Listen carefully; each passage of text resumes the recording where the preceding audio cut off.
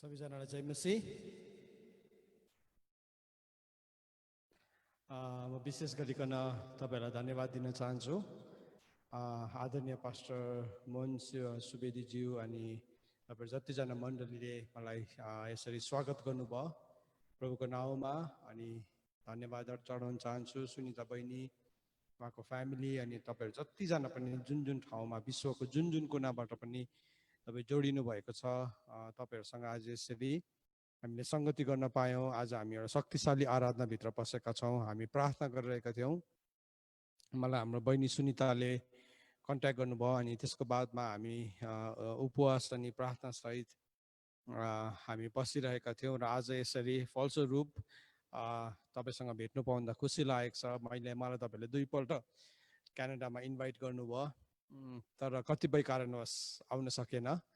तर परमेश्वरको समयमा सबै कुरालाई परमेश्वरले सुन्दर बनाउनुहुन्छ भन्ने कुरा आज यसरी जुन कुराहरू हाम्रो लागि बाधा छ त्यही कुरा चाहिँ आज हाम्रो पक्षमा भयो अनि हामी यो जुम मार्फत पनि हामीले सजिलैसँगले हामीले भेट्न पायौं अनि हामी प्रभुलाई महिमा दिन्छौँ यसको लागि।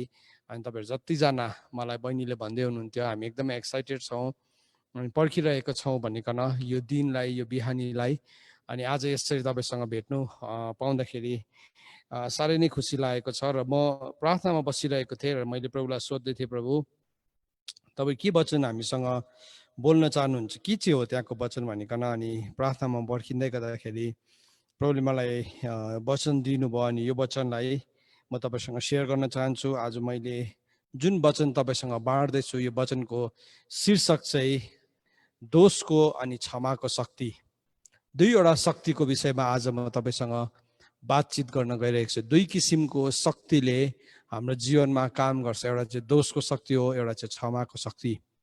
अनि हामीले प्रभुको क्षमालाई ग्रहण गर्न आवश्यक छ भन्ने कुरालाई म आज तपाईसँग सेयर गर्न चाहन्छु। अघि आराधना जसै चलिरहेको थियो, त्यो आराधनाको बीचमा पनि परमप्रभुको वचन हामी कहाँ आयो अनि हामी परमेश्वरको वचनलाई सिरोपर गर्छौं। अनि मैले सोध्दै थिएँ, प्रभु कसलाई चाहिँ के भएको छ र तपाईले आज यो वचन दिनुहुन्छ भनिकन। तर जसै आराधना चल्दै थियो त्यो आराधनाको बीचमा यो वचन आयो कि तपाईँ कोही यस्तो व्यक्तिहरू त्यहाँ हुनुहुन्छ जसको जीवनमा गहिरो चोट छ अनि त्यो गहिरो चोटले तपाईँलाई तितो बनाउँछ अनि त्यो चोटको कारणले गर्दाखेरि तपाईँ अगाडि बढ्न सक्नुहुन्न। तपाईँको जीवनमा चोट छ अनि प्रभुले तपाईँलाई एक एकजना इन्डिभिजुअली व्यक्तिगत रूपमा चिन्नुहुन्छ। व्यक्तिगत रूपमा परमेश्वरको वचनले भन्छ, हेर मैले तँलाई नाउँ काटेर बोलाएको छु। अनि आज जुन वचन तपाईँको जीवनमा आयो त्यो चाहिँ यो कुराको प्रमाण हो कि परमेश्वरले तपाईँलाई नाउँ काटेर बोलाउनु भएको हो। अनि यो सन्देश सबैको लागि नै हो। आज एउटा शिक्षा पनि हो तर सँगसँगै एउटा सन्देश पनि हो। अनि यो सन्देशलाई जसै हामी सिक्छौँ अनि यो सन्देशलाई हाम्रो जीवनमा हामी ग्रहण गर्छौँ, तब यो सन्देशबाट हामीले धेरै ठुलो छुटकारा अनि धेरै ठुलो चङ्गाई पाउँछ भनिकन म विश्वास गर्छु। र यस घडी म पहिले यो वचनलाई पढ्नुभन्दा पहिले म तपाईसँग प्रार्थना गर्न चाहन्छु। आउनुहोस् हामीहरू सबैजना आफ्नो हृदयलाई हामी प्रभुको अगाडि नम्र बनाऊ। हामी परमेश्वरको वचन सुन्नलाई, ग्रहण गर्नलाई हाम्रो हृदयलाई तयारी बनाऊ। प्रभु हामी तपाईको अगाडि आउँछौँ अनि हामी तपाईलाई धन्यवाद दिन्छौँ। प्रभु आज तपाईको वचनलाई सिक्न हामी गएका छौँ। प्रभु तपाईको वचनद्वारा हामीसँग बोल्नुहुने परमेश्वर चाहिँ तपाईँ हुनुहुन्छ। प्रभु तपाईँ हामीसँग बोल्नुहोस्। हामी सुन्नलाई हाम्रो कानहरू दिन्छौँ। प्रभु हाम्रो कानहरू प्रभु सुन्न नसक्ने गरी बन्द भएको छ भने प्रभु यस गरी हामी तपाईसँग बिन्ती गर्छौँ। प्रभु हाम्रो कानलाई बन्द गर्ने प्रभु त्यो ढोकाहरूलाई प्रभु तपाईँले खोलिदिनुहोस्। प्रभु तपाईँको रगतलाई माग्छौँ। जुन कुराले गर्दाखेरि डरले, फिक्रीले प्रभु जीवनमा भएको तितोपनाले, हारले, प्रभु हाम्रो टुटेको हृदयले, जुन जुन कुराले पनि प्रभु हाम्रो कानहरू बन्द भएको छ, मन्द भएको छ, सुन्न नसक्ने, हे पवित्र आत्मा आज हाम्रो कान खोलिएको होस्, हामी सुन्न पाऊँ। प्रभु अनि म प्रार्थना गर्छु तपाईँको वचन लुका 24:45 पद अनुसार धर्मशास्त्र बुझ्नलाई हरेकको समझलाई तपाईँले खोलिदिनुहोस् भनिकन। प्रभु जसै हामी तपाईँको वचनलाई सुन्छौँ, यो वचनलाई सुन्नको निम्ति हाम्रो समझलाई तपाईँले नै खोलिदिनुहोस्। धन्यवाद प्रभु। सबै कुरालाई तपाईँको हातमा राख्छु। जतिजनाको जीवनमा आज चङ्गाई चाहिएको छ, वचन सुन्दा सुन्दै चङ्गाई आएको होस्, छुटकारा चाहिएको छ, बन्धनहरू खोलिएको होस्, आँखाहरू खोलिनु पर्नेछ, आँखाबाट चिप्राहरू झरोस्, कानहरू खोलिनु पर्नेछ, कानहरू खोलिएको होस्, हृदय ढुङ्गाको जस्तो भएको छ प्रभु, रगत र मासुमा तपाईँले परिवर्तन गरिदिनुहोस् प्रभु। हामी जान्दछौँ मानिसको शब्दले कसैको जीवनलाई पनि परिवर्तन गर्न सक्दैन, तर तपाईँको एउटा आवाजले हाम्रो जीवन सधैँभरि बदलिन सक्छ। अनि तपाईँले भन्नुभएको छ मेरो भेडाहरूले मेरो आवाजलाई सुन्छ प्रभु। आज तपाईँको आवाजलाई सुन्ने हरेकलाई हामीलाई बनाउनुहोस् प्रभु र तपाईँलाई महिमा भएको होस्। धन्यवाद प्रभु। यो समयलाई हामी तपाईँको हातमा राख्दै आशिष माग्छौँ पुत्र प्रभु यीशु ख्रीष्टको जिउँदो अनि पवित्र नामको बाटोले, आमेन। मैले तपाईँलाई भनिरहेको थिएँ आज हामी the power of guilt and the power of forgiveness, दोषको अनि क्षमाको शक्तिलाई हामी सिक्न गइरहेको छौँ। सो तपाईँहरू सबैजनाले आफ्नो नोटबुक तपाईँको पेन, तपाईँले जुन जुन मिडियामा तपाईँले राख्नुहुन्छ तपाईँले लिनुहोस् अनि आज यो वचनलाई सुन्नुहोस्। जुन जुन बाइबलको रेफरेन्सेसहरू म तपाईँलाई कोट गर्छु, म तपाईँलाई एन्करेज गर्छु खोल्नुहोस् अनि पढ्नुहोस्, किनभने हामीले पल्टाएर हेर्नुपर्ने हुन्छ। जब हामी हेर्छौँ वचनलाई, छाम्छौँ, हामीले वचनलाई छाम्दाखेरि पनि हामीले छुटकारा पाउँछौँ, वचनलाई सुन्दाखेरि पनि हाम्रो जीवनमा उद्धार आउँछ, वचनमा हिँड्दाखेरि हामी माथि शिर हुन्छौँ, पुच्छर होइन। सो आज म तपाईँहरूलाई यो कुरा बताउन चाहन्छु। प्रेरितको किताब 17 अध्यायको 30 अनि 31 पदलाई म पढ्न चाहन्छु। तपाईँ सबैजनाले मसँग खोल्नुहोस्। प्रेरितको किताब 17 अध्यायको 30 अनि 31। यसकारण अज्ञानका समयलाई परमेश्वरले वास्ता गर्नु भएन, तर अब सबै ठाउँमा सब मानिसहरूलाई पश्चाताप गर्ने आज्ञा दिनुहुन्छ, यतिसम्म कि उहाँले एक दिन ठहराउनु भएको छ कि जुन दिनमा उहाँ आफूले नियुक्त गर्नुभएको मानिसद्वारा धर्मपूर्वक संसारको इन्साफ गर्नुहुनेछ, जसको बारेमा उहाँलाई मरेकोबाट बिउताएर सबै मानिसलाई उहाँले विश्वास दिलाउनु भएको छ। यहाँ के भनेको छ त? यो वचनले भन्दैछ अज्ञानताको समय, टाइम अफ इग्नोरेन्स भनेर इङ्ग्लिसमा लेखेको, द टाइम्स अफ इग्नोरेन्स। अज्ञानताको समय के हो त? यो अज्ञानताको समय चाहिँ के हो त भन्दाखेरि अज्ञानताको समय चाहिँ त्यो समय हो जुन समयमा हामीलाई परमेश्वरको बारेमा केही पनि ज्ञान थिएन। हाम्रो समाजलाई, हाम्रो बुद्धिलाई, हाम्रो हरेक कुरालाई अन्धकारले छेलिदिएको थियो।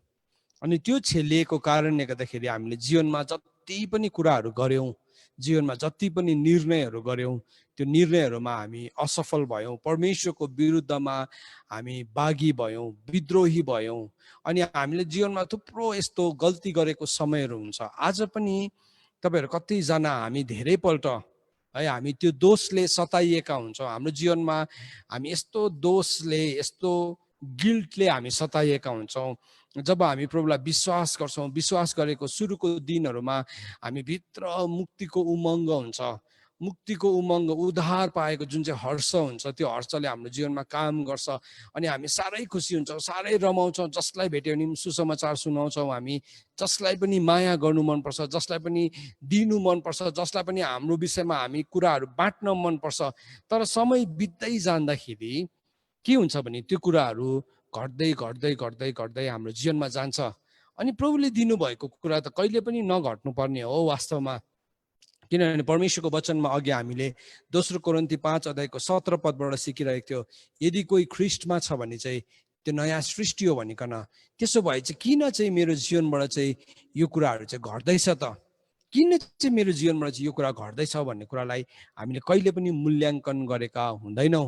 अनि हामीले त्यो मूल्याङ्कन नगरेको कारणले गर्दाखेरि हामी सम्झिन्छौँ सायद विश्वासको जीवन यस्तै होला, सुरुमा एकदमै प्रेम छ, तर बादमा हाम्रो प्रेम सेलाउँदै जान्छ। तर आज म तपाईँलाई त्यो कारकहरूको विषयमा बताउँदछु, किन चाहिँ हाम्रो जीवनमा हामी एकदमै सेलिएको ठाउँमा आउँछ। अनि जसै समय बित्दै जान्छ हाम्रो जीवनको अतीतमा गरेको पापहरू, हाम्रो जीवनमा अतीतमा गरेको भुलहरू, हाम्रो जीवनमा भएको कतिवटा गल्तीहरू बिस्तारै बिस्तारै हाम्रो जीवनमा देखा पर्न थाल्छ। अन्त हामी सम्झेर बसिरहेको हुन्छौँ म त प्रभु यीशु ख्रीष्टको रगतले धोएको हो, प्रभुले मलाई क्षमा गर्नुभएको हो, त किन यो कुराहरू मेरो जीवनमा देख्छ? कसैले यसरी सोच्ने गर्छ, अथवा कसैले त्यो पनि सोच्दैन, कसैले यो सोच्छ कि अब मेरो जीवन यस्तै नै रहेछ भनिकन अनि हामी बिस्तारै बिस्तारै फेरि हामी संसारमा फर्किन थाल्छौँ, संसारको कुराहरू नै हामीलाई मन पर्न थाल्छ, संसारको कुराहरू नै हामी गर्न थाल्छौँ अनि हामी संसारसँग एउटै चालको भइपठाउँछौँ। जबकि हामीसँग हामीलाई हाम्रो पापबाट धुनलाई यीशु ख्रीष्टको रगत छ, परमेश्वरको वचनको प्रतिज्ञा छ कि हामी चाहिँ दिन प्रतिदिन नयाँ हुन्छ, नयाँ सृष्टि हुन्छौँ। म अस्ति एकजना भाइसँग बात मार्दै थिएँ अनि प्रार्थनामा थिएँ म, अनि प्रार्थना सकिएर त्यो भाइ आउनु भएछ अनि उहाँले आफ्नो जीवनको कुरा मसँग बाँड्दै हुनुहुन्थ्यो। उहाँले भन्दै थियो, आएर उहाँले आँसु बगाउँदै हुनुहुन्थ्यो, उहाँ रुन्दै हुनुहुन्थ्यो। अनि मैले भने के भयो भाइ तिमीलाई? अनि उसले भन्दै थियो, मेरो जीवनको यो गल्तीहरू, मेरो जीवनको यस्तो गल्तीहरू, मैले नगर्नुपर्ने गल्तीहरू गरेको थिएँ जीवनमा, अनि आज त्यो कुराले मलाई सताएको छ। अनि उसले मलाई सोध्दै थियो कि मेरो उद्धार छ मसँग, कि मैले मेरो मुक्तिलाई अझै पनि कायम छ, कि म अब सधैँको लागि अनन्तको विनाशमा गइसकेको व्यक्ति हो, के हो मेरो लागि क्षमा छ, मेरो लागि आशा छ भनिकन। अनि मैले उसँग बसिकन मैले उसलाई परमेश्वरको वचनबाट सिकाइरहेको थिएँ। अनि धेरैपल्ट जब त्यस्तो परिस्थितिहरू आउँछ हामी कस्तो सान्त्वना दिन्छौँ भने हामी मानिसले दिने मान्छेको सान्त्वना हामी दिन्छौँ, अनि हाम्रो मान्छेको सान्त्वना चाहिँ परमेश्वरको सान्त्वना होइन। प्रभु यीशु ख्रीष्टले भन्नुभयो, म मेरो शान्ति तिमीहरूलाई दिन्छु। सो हामीले पहिला चिनेको हुनु पर्यो कि परमेश्वरको शान्ति चाहिँ के हो भनिकन, किनभने हामी आफैले नै परमेश्वरको शान्तिलाई चिनेका छैनौँ, परमेश्वरको क्षमालाई चिनेको छैनौँ, प्रभुको छुटकारालाई हामीले जानेका छैनौँ भने हामी हाम्रो कुराहरू हाम्रो तरिकाले भन्छौँ अनि हामीले भनेको कुराहरू कहीँ न कहीँ त गएर फेरि ठोकिन्छ, त्यो असफल हुन्छै हुन्छ। अनि मैले भने, भाइ नरुव, तिमी नरुव, अनि तिमी रुन्दैछौ यति बेला तिमीलाई चित्त दुखिरहेको छ, म तिमीलाई मानिसले दिने सान्त्वना दिन सक्छु तर म दिन चाहदिनँ, किनभने मान्छेले दिने सान्त्वनाले चाहिँ केही पनि काम गर्दैन। तर आज म तिमीलाई सत्यता बताउन चाहन्छु, मान्छेको सान्त्वनाले तिमीलाई स्वतन्त्र गराउन सक्दैन, तर जब तिमीले परमेश्वरको वचन भन्छ, तर जब तिमीले सत्य के हो भनेर जान्ने छौ तब सत्यले चाहिँ तिमीलाई स्वतन्त्र तुल्याउँछ। अनि मैले त्यसको बादमा उसलाई परमेश्वरको वचन देखाउन थालेँ, अनि जसै उसले परमेश्वरको वचनलाई बुझ्न थाल्यो, मैले भने एकछिन तिम्रो ध्यान मलाई देऊ, एकछिन तिम्रो कान मलाई देऊ, एकछिन मेरो कुरालाई सुन, तिमीले ध्यान दिएर यो कुरा सुन्ने बित्तिकै तिमीले यो कुरालाई तिम्रो सुनाइसँग तिमीले विश्वासलाई जोड्न थाल्यो भने तिम्रो जीवनमा एउटा परिवर्तन आउन थाल्छ, अनि त्यो यति बेलादेखि नै आउन थाल्छ। अनि तपाईँहरू आज जतिजना पनि यहाँ हुनुहुन्छ तपाईँले पनि यो कुरामा तपाईँले ध्यान दिँदै हुनुहुन्छ, तपाईँले ध्यान दिएर सुन्दै हुनुहुन्छ, तपाईँ एकाग्र चित्तको भइकन सुन्दै हुनुहुन्छ भने आज तपाईँको जीवनमा छुटकारा निश्चय नै छ, किनभने परमेश्वरको वचनले चाहिँ काम गर्छ भनेर वचनमा यशाया 55:10 अनि 11 पदमा यसरी भनेको छ। प्रभुले भन्नुभएको छ, मेरो वचन चाहिँ मैले जुन कामको लागि पठाउँछु त्यो चाहिँ त्यसले पुरा गर्छै गर्छ, त्यो चाहिँ कहिले पनि म कहाँ व्यर्थ फर्केर आउँदैन। जसरी आकाशबाट वृष्टि झर्छ अनि त्यसले भूमिलाई भिजाउँछ अनि खानालाई अन्न अनि छर्नेलाई बिउ दिन्छ, त्यसरी नै मेरो वचनले पनि काम गर्छ। सो आज मेरो प्रार्थना यही छ, अघि म यहाँ आउनुभन्दा अगाडि मैले मोनिटरमा हात राखिकन प्रार्थना गर्दै थिएँ तपाईँहरू सबैजनाको भिडियोमा थिएँ, अनि मैले भन्दै थिएँ, प्रभु आज यो जीवनहरूमा म छुटकारालाई बोल्दछु, चङ्गाईलाई बोल्दछु, ब्रेक थ्रुलाई बोल्दछु। अनि अहिले पनि यही प्रार्थना म भित्रबाट चलिरहेको छ, अनि म यो विश्वास गर्छु आज तपाईँको जीवनमा नयाँ छुटकारा, नयाँ स्वतन्त्रतालाई तपाईँले अनुभव गर्नुहुन्छ। हाम्रो जीवनमा अज्ञानताको एउटा समय हुन्छ, त्यसलाई चाहिँ अघि हामीले पढिहाल्यौँ, प्रेरितको किताब 17:30 पद अनुसार त्यसलाई चाहिँ अज्ञानताको समय छ। जब हामीले परमेश्वरको बारेमा जानेका थिएनौँ, वास्तवमा त परमेश्वरलाई त मान्छेले नजान्ने त कुरै नै छैन, परमेश्वरले बनाउनु भएको हर एक कुराहरूमा नै परमेश्वर हुनुहुन्छ। परमेश्वर सबै कुरा नै बाइबलले भन्छ, सबै कुरा चाहे दृश्य चाहे अदृश्य, चाहे देखिने चाहे नदेखिने, चाहे प्रधानता चाहे सिंहासनहरू, सबै कुरा चाहिँ यीशु ख्रीष्टद्वारा यीशु ख्रीष्टको निम्ति बनिएको हो भनिकन कलसीको किताब 1:16 अनि 17 पदले भन्छ। सबै कुरामा नै हामीले परमेश्वरको रूपलाई, परमेश्वरको शक्तिलाई, परमेश्वरको सामर्थ्यलाई, परमेश्वरको जीवनलाई हामी देख्छौँ। तरै भए तापनि हाम्रो जीवनमा एउटा अज्ञानताको समय हुन्छ। अनि त्यो अज्ञानताको समयमा यहाँ भन्दैछ, यस्तो अज्ञानताको समयलाई परमेश्वरले ध्यान दिनु भएन। शत्रुले, हाम्रो विरोधी शैतानले चाहिँ हाम्रो जीवनमा जब उद्धारमा आएपछि पनि, जब हामीले प्रभुलाई ग्रहण गरेका हुन्छौँ, वचनले भन्छ कि प्रभु यीशु ख्रीष्टले हाम्रो सबै पापहरूलाई लिकन उहाँले त्यसलाई चाहिँ क्रुसमा किल्ला ठोकिदिनु भएको छ। मेरो सबै व्यवस्थाबाट आएको सबै श्रापको मूल्यलाई चाहिँ उहाँले चुकाउनु भएको छ। अनि हामी त्यो जब प्रभुलाई ग्रहण गर्छौँ, त्यो मुक्तिको उमङ्ग चाहिँ हाम्रोमा त्यही कुराहरूले गर्दाखेरि आउँछ। ओ मेरो पापको क्षमा भयो, ओ मैले छुटकारा पाएँ, ओ मैले नयाँ जीवन पाएँ। तर अघि मैले सुरुमा भने जस्तै समय बित्दै जाँदाखेरि हामी के गर्छौँ, हामी फेरि पनि त्यही दोषमा दोषी हुन्छौँ। किन भन्दाखेरि चाहिँ हाम्रो विरोधी शैतानले चाहिँ हामीलाई त्यो कुराको दोष लगाइरहेको हुन्छ। म तपाईँलाई भनिदिउँ, दुई किसिमको पाप छ। एउटा अज्ञानताको समयको पाप छ, अनि अर्को चाहिँ तपाईँले ज्ञान पाएपछि गर्ने पाप छ। एउटा चाहिँ अज्ञानताको समयको पाप हो। अज्ञानताको समयमा अघि प्रभुमा तपाईँ आउनुभन्दा अगाडि तपाईँको जीवन कस्तो थियो, त्यो कुरासँग मलाई केही पनि मतलब छैन। किन भन्दाखेरि चाहिँ किनभने जब तपाईँ प्रभुमा आउनुभयो, तपाईँ प्रभुमा आउनु भएपछि बाइबलले भन्छ तपाईँ चाहिँ नयाँ सृष्टि हुनुभएको छ। अनि त्यो अज्ञानताको समयमा गरेको सबै पापलाई चाहिँ प्रभुले क्षमा गर्नुभएको छ। अनि हामीले उहाँलाई विश्वास गर्ने बित्तिकै हामी के गर्छौँ भन्दाखेरि चाहिँ हामी बप्तिस्मामा लिन्छौँ।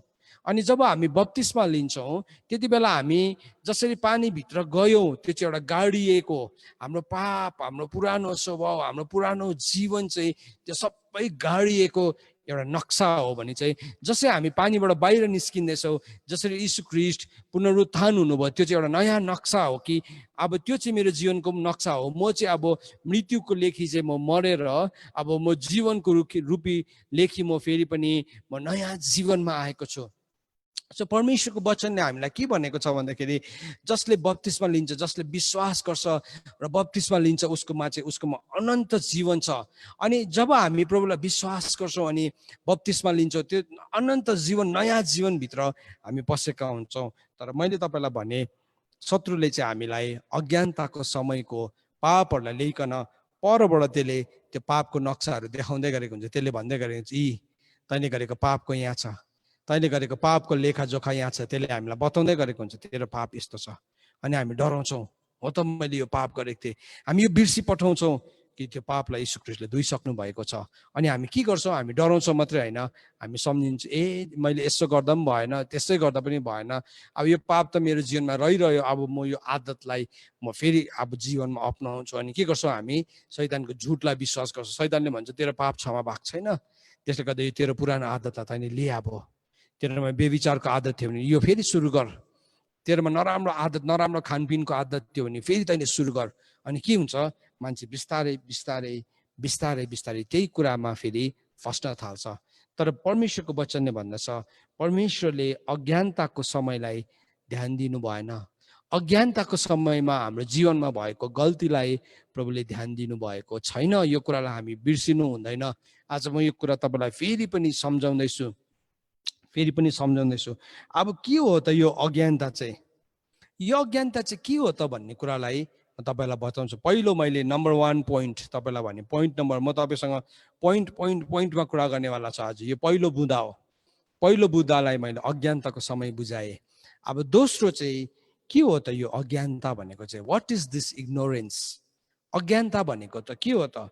इफिसीको किताब 4 अध्यायको 18 पदमा लेखेको छ। तपाईँले खोल्नुहोस् मसँग, इफिसीको किताब 4 अध्यायको 18 पद। त्यहाँ के भनेको छ? इफिसीको किताब 4 अध्यायको 18 पद। तपाईँ सबैले बाइबल खोल्नुहोस् है मसँग, म तपाईँलाई पढिदिन्छु।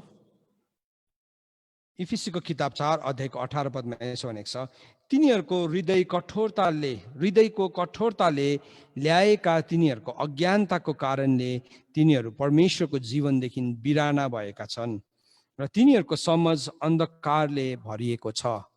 सो हाम्रो जीवनमा कति बेला चाहिँ यो अज्ञानता आउँदो रहेछ भन्दाखेरि चाहिँ नि, जब हाम्रो हृदयमा कठोरता हामीले ल्याउँछौँ, प्रभुको कुरालाई सुनेर पनि हामी नसुनेको जस्तो गर्न थाल्छौँ।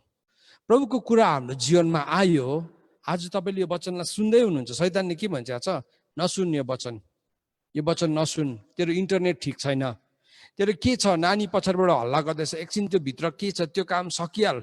यति बेला पनि शैतानले नै हाम्रो जीवनमा सत्यतालाई बोल्नु सुन्नु दिँदैन। जब पनि तपाईँले याद गर्नु भएको छ, केही गहिरो कुरा सुन्न पर्ने हुन्छ, तपाईँ चर्चमा हुनुहुन्छ त्यति बेला नानी रुन्छ, कुनै के हुन्छ, त्यति बेला फोन बज्छ है।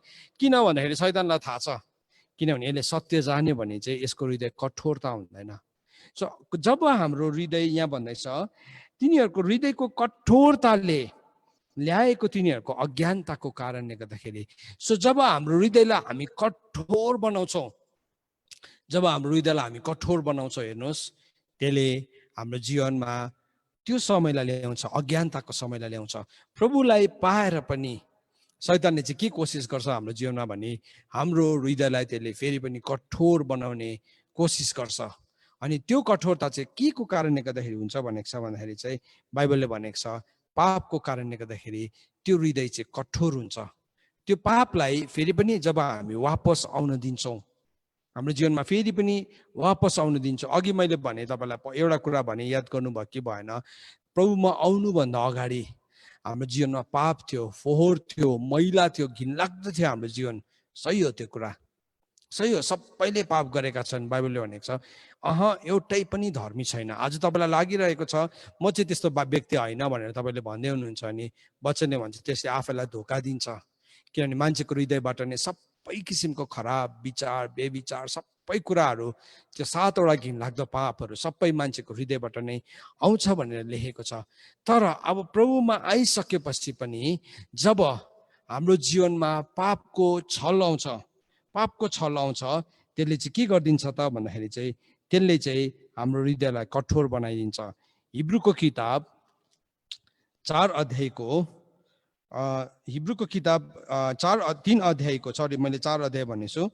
13 पदलाई म पढ्न चाहन्छु। हिब्रूको किताब 3 अध्यायको 13 पदलाई, यो पनि तपाईँले खोल्नुहोस्। हिब्रूको किताब 3 अध्यायको 13 पद। तर आजको दिन भन्दा एउटाले अर्कोलाई दिन दिने अर्थी देऊ, नत्र त तिमीहरू मध्ये कोही पापको छलले कठोर हुनेछ। सो अब कठोरताले चाहिँ अज्ञानता ल्याउँदो रहेछ। फेरि कठोरताले चाहिँ अज्ञानता ल्याउँछ। अनि बाइबलले भन्दछ यदि तिम्रो जीवनबाट त्यो कठोरता हट्नु हो भने चाहिँ तिमीले के गर, एका दुसरालाई शिक्षा देऊ, एका दुसरालाई बताऊ, परमेश्वरको वचन अनुसार अर्थी देऊ। हप्काउनु पर्ने हो भने हप्काऊ, परमेश्वरको वचनबाट चेतावनी दिनुपर्ने भने चेतावनी देऊ, सम्झाउनु पर्ने भने सम्झाऊ। तर नि आजको दिनमा मान्छेहरू त्यस्तो बलियै छैन। अलिकति कडा कुरा गऱ्यो भने के भन्छ, अलिकति कडा कुरा। आज यहाँ पास्टर बाउ पनि हुनुहुन्छ, अनि हामी सबैजना छ। म पास्टर बाउसँग आज तेस्रो पल्ट मात्रै भेट भएको। योभन्दा अगाडि लास्ट इयर एकपल्ट भेट भएको थियो, फेरि अर्कोपल्ट त्यो पनि फोनमा, आज व्यक्तिगत देखेको हो। पहिलोपल्ट बात गरेको छुइनँ मैले। यो वचन सुन्दै गर्दाखेरि तपाईँलाई यस्तो लाग्छ होला पास्टरले पो यस्तो भन्नु सिकाउँदैछ कि होइन, पवित्र आत्माले भन्नु सिकाउनु भएको। हामी यति साह्रो कमजोर भएका हुन्छौँ, अलिकति कुरा मन नपर्ने भने के हुन्छ, म मण्डली छोडिदिन्छु, म अर्को सङ्गति जान्छु। जति पाउँछ त्यस्तो चर्चहरूको केही अभाव छैन, किनभने उसलाई कडा कुरा खानै मन पर्दैन। उसलाई चाहिँ के हुन्छ, पाप गर्दै गर्दाखेरि पनि ल गर, ठिकै छ, प्रभुले क्षमा गर्नुहुन्छ, त्यस्तो वचनहरू मान्छेलाई मनपर्छ। तर यहाँ बाइबलले के भन्दैछ हेर्नुहोस् त, हिब्रूको किताब 3 अध्यायको 13 पदले भन्दैछ, तर आजको दिन भन्दा एउटाले अर्कोलाई दिन दिने अर्थी देऊ, हरेक दिन अर्थी देऊ। किन भन्दाखेरि चाहिँ किनभने नत्र त तिनीहरूमध्ये कोही पापको छलले कठोर हुन्छ। हामीले जब अर्थी दिँदैनौँ, जब हामीले शिक्षा दिँदैनौँ, जब हामी भनिदिँदैनौँ, कतिवटा कुरा हामी यस्तो सम्झिन्छौँ उसलाई थाहा छ नि त्यो कुरा। अब प्रभुमा पाएको यत्रो बेसी पुरानो भइसक्यो, मेरो जति उमेर हो त्योभन्दा बेसी त उसले प्रभुलाई चिनेको हो भनिकन हामी भन्नुदेखि पनि डराउँछौँ। तर बाइबलले भनेको छ हामीले भन्नुपर्छ, हामीले अर्थी दिनुपर्छ। हेर्नुहोस्, अज्ञानताको समय एउटा समय थियो, प्रभुले क्षमा गर्नुभएको छ। तर अब जब हामी अघि इफिसीको किताब 4 अध्यायको 18 पद अनुसार जब हाम्रो हृदयलाई हामी कठोर बनाउँछौँ, त्यो कठोर बनाएपछि चाहिँ के हुन्छ भन्दाखेरि चाहिँ हामी अज्ञानताले चाहिँ तपाईँ र मेरो जीवनलाई परमेश्वरदेखि टाढो बनाइदिन्छ। हामीलाई किन अर्थी चाहिन्छ किन हामीलाई शिक्षा चाहिन्छ, किन हामीलाई संगति चाहिन्छ भन्दाखेरि चाहिँ किनभने यदि हाम्रो जीवनमा शिक्षा छैन, यदि हाम्रो जीवनमा अर्थी छैन, यदि हाम्रो जीवनमा परमेश्वरको वचनबाट हप्काउने कुराहरू छैन भने चाहिँ के हुन्छ त भन्दाखेरि चाहिँ हाम्रो हृदय कठोर हुन्छ, नम्बर 1। अनि कठोरताले के ल्याउँदो रहेछ? अज्ञानता ल्याउँदो रहेछ, नम्बर 2। अनि नम्बर 3 तेस्रो कुरा चाहिँ के भन्दैछ यहाँ इफिसी 4:18 पदमा भन्दैछ, अज्ञानताको कारणले तिनीहरू परमेश्वरको जीवनदेखि बिराना भएका छन्। अज्ञानताको कारणले गर्दाखेरि चाहिँ तपाईँ र म परमेश्वरको जीवनदेखि चाहिँ हामी टाढो हुन्छौँ। अनि जब हामी परमेश्वरको जीवनदेखि टाढो हुन्छौँ तब हामीलाई जे मन आयो हामी त्यही गर्छौँ। हामीलाई लाग्छ मेरो हातमा भएको समय मेरै हो, हामीलाई लाग्छ मेरो हातमा भएको धन मेरै हो, मेरो हातमा भएको जवानी मेरै हो, मेरो हातमा भएको जुनै पनि अवस्था मेरै हो, मलाई कसैले भन्नु पर्दैन। तर म तपाईँलाई भनिदिउँ, हाम्रो हातमा भएको सबै कुरा हाम्रो होइन, हामी त्यसको भण्डारे मात्रै हो। हाम्रो आयुको पनि हामी भण्डारे हौ। प्रभुको वचनले भनेको छ एक दिन सबै कुराको परमेश्वरले हिसाब लिनुहुन्छ। तपाईँ जवान हुनुहुन्छ नि, तपाईँको जवानीपन पनि तपाईँको होइन वास्तवमा, त्यसको चाहिँ तपाईँ भण्डारे मात्रै हो। त्यसको एक दिन परमेश्वरले हिसाब लिनुहुन्छ। तपाईँको हातमा आज समय छ नि, तपाईँले भन्नुहुन्छ मेरो समय होइन, तपाईँको समय होइन, परमेश्वरको समय हो। अन्त बाइबलले भनेको छ समयको अवसर विचार गरेर तिमीहरू चल्ने गर। इफिसी 5:15 पदले भन्छ होसियारीसँग बस, समयको अवसर केही पनि हाम्रो छैन। बाइबलले हामीलाई के भनेको छ, हामी त भण्डारे हौ। भण्डारे भनेको चाहिँ एउटा म्यानेजर मात्रै हो। म्यानेजर भनेको चाहिँ मालिक होइन, म्यानेजर भनेको भण्डारे भनेको चाहिँ उसले के गर्छ, उसले प्रबन्धन मिलाउँछ, उसले त्यहाँ भएको जति पनि कुराहरू छ म्यानेजरले चाहिँ के गर्छ, म्यानेज गर्छ। त्यस्तै प्रकारले परमेश्वरले पनि हामीलाई समयको म्यानेजर बनाउनु भएको छ, परमेश्वरले हामीलाई धनको म्यानेजर बनाउनु भएको छ, परमेश्वरले हामीलाई जवानीपनको म्यानेजर बनाउनु भएको छ, अनुभवको म्यानेजर बनाउनु भएको छ। के कुराको हो? आज कोही पनि यस्तो व्यक्ति छैन, यो वचन सुन्दै गर्नुहुने कोही पनि यस्तो व्यक्ति छैन जसले चाहिँ भन्नुहुन्छ मेरोमा त केही पनि छैन। छ, तपाईँकोमा केही न केही छ, केही न केही छ। अनि त्यो कुरालाई तपाईँले डिस्कभर गर्न, त्यो कुरालाई तपाईँले खोज्नु जरुरी छ। अन्त त वचनले भनेको छ खोज तिमीले भेटाउँछौ, माग तिमीलाई दिइन्छ, घचघचाउ तिम्रो निम्ति उघारिन्छ। सो परमेश्वरको वचनले चाहिँ हामीलाई त्यो परमेश्वरको वचनको आज्ञा दिनुभएको छ, अनि त्यो आज्ञालाई चाहिँ हामीले हाम्रो जीवनमा पालन गर्नुपर्ने हुन्छ। सो कठोरताले गर्दाखेरि चाहिँ हामी के हुँदो रहेछौँ भन्दाखेरि परमेश्वरको जीवनदेखि अलग हुन्छ, नम्बर 1। नम्बर 2 चाहिँ के हुँदो रहेछ भने चाहिँ हाम्रो समझ अन्धकारले भरिन्छ। जब हाम्रो जीवनमा हामी कठोरतालाई ल्याउँछौँ, हाम्रो समझ चाहिँ के हुन्छ भने हाम्रो समझ शक्ति नै अँध्यारो हुन्छ। कतिजनाले भन्छ मलाई त अँध्यारो देख्छु, केही पनि देख्दिनँ, अगाडि के गर्नुपर्ने हो, कसो गर्नुपर्ने हो, अनि हामी त्यसको दोष अर्को मान्छेलाई दिन चाहन्छौँ। मेरो पास्टरले गर्दा पो त, मेरो फलानुले गर्दा पो त, मेरो उसले गर्दा पो त, उसले त्यसले गर्दा पो त भनिकन हामी धेरैपल्ट यस्तो सोचहरू ल्याउँछौँ, होइन? समझ अँध्यारो भएको चाहिँ हाम्रो कठोरताले गर्दाखेरि हो, हाम्रो हृदयको कठोरताले। अब हेर्नुहोस् त्यसको एउटा के भन्नु, एउटा तालिका जस्तै छ। कठोरता छ माथि, कठोरताले केलाई जन्माउँदो रहेछ भन्दाखेरि चाहिँ अज्ञानताले अन्धकारलाई। अनि जब त्यो अन्धकार आउँछ नि हाम्रो जीवनमा, त्यो अन्धकार आएपछि चाहिँ अब अन्धकारको मालिक जो हो, अन्धकारको मालिक शैतान चाहिँ अन्धकारको चाहिँ च्याम्पियन हो। अनि त्यसको काम चाहिँ जहिले पनि अँध्यारोमा हुन्छ। अन्त त बाइबलले भनेको छ हामीलाई दिन छँदै काम गरिहाल है, किनभने एक दिन अँध्यारो आउँछ जब तिमीले काम गर्न सक्दैनौ। एक दिन यस्तो समय आउँछ, आयुमा पनि अँध्यारो आउँछ नि, सबै उमेर सकिसकेपछि के हुन्छ, अन्धकार हुन्छ नि। त्यति बेला अन्धकार आएको जस्तै हुन्छ।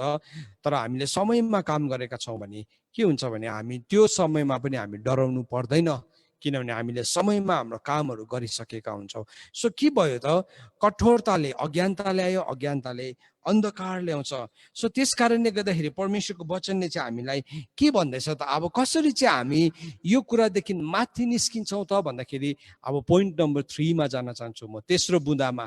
सो मैले तपाईँलाई पहिलो बुँदा भने अज्ञानताको समय, दोस्रो बुँदा भने के कुराले हाम्रो जीवनमा अज्ञानता ल्याउँछ।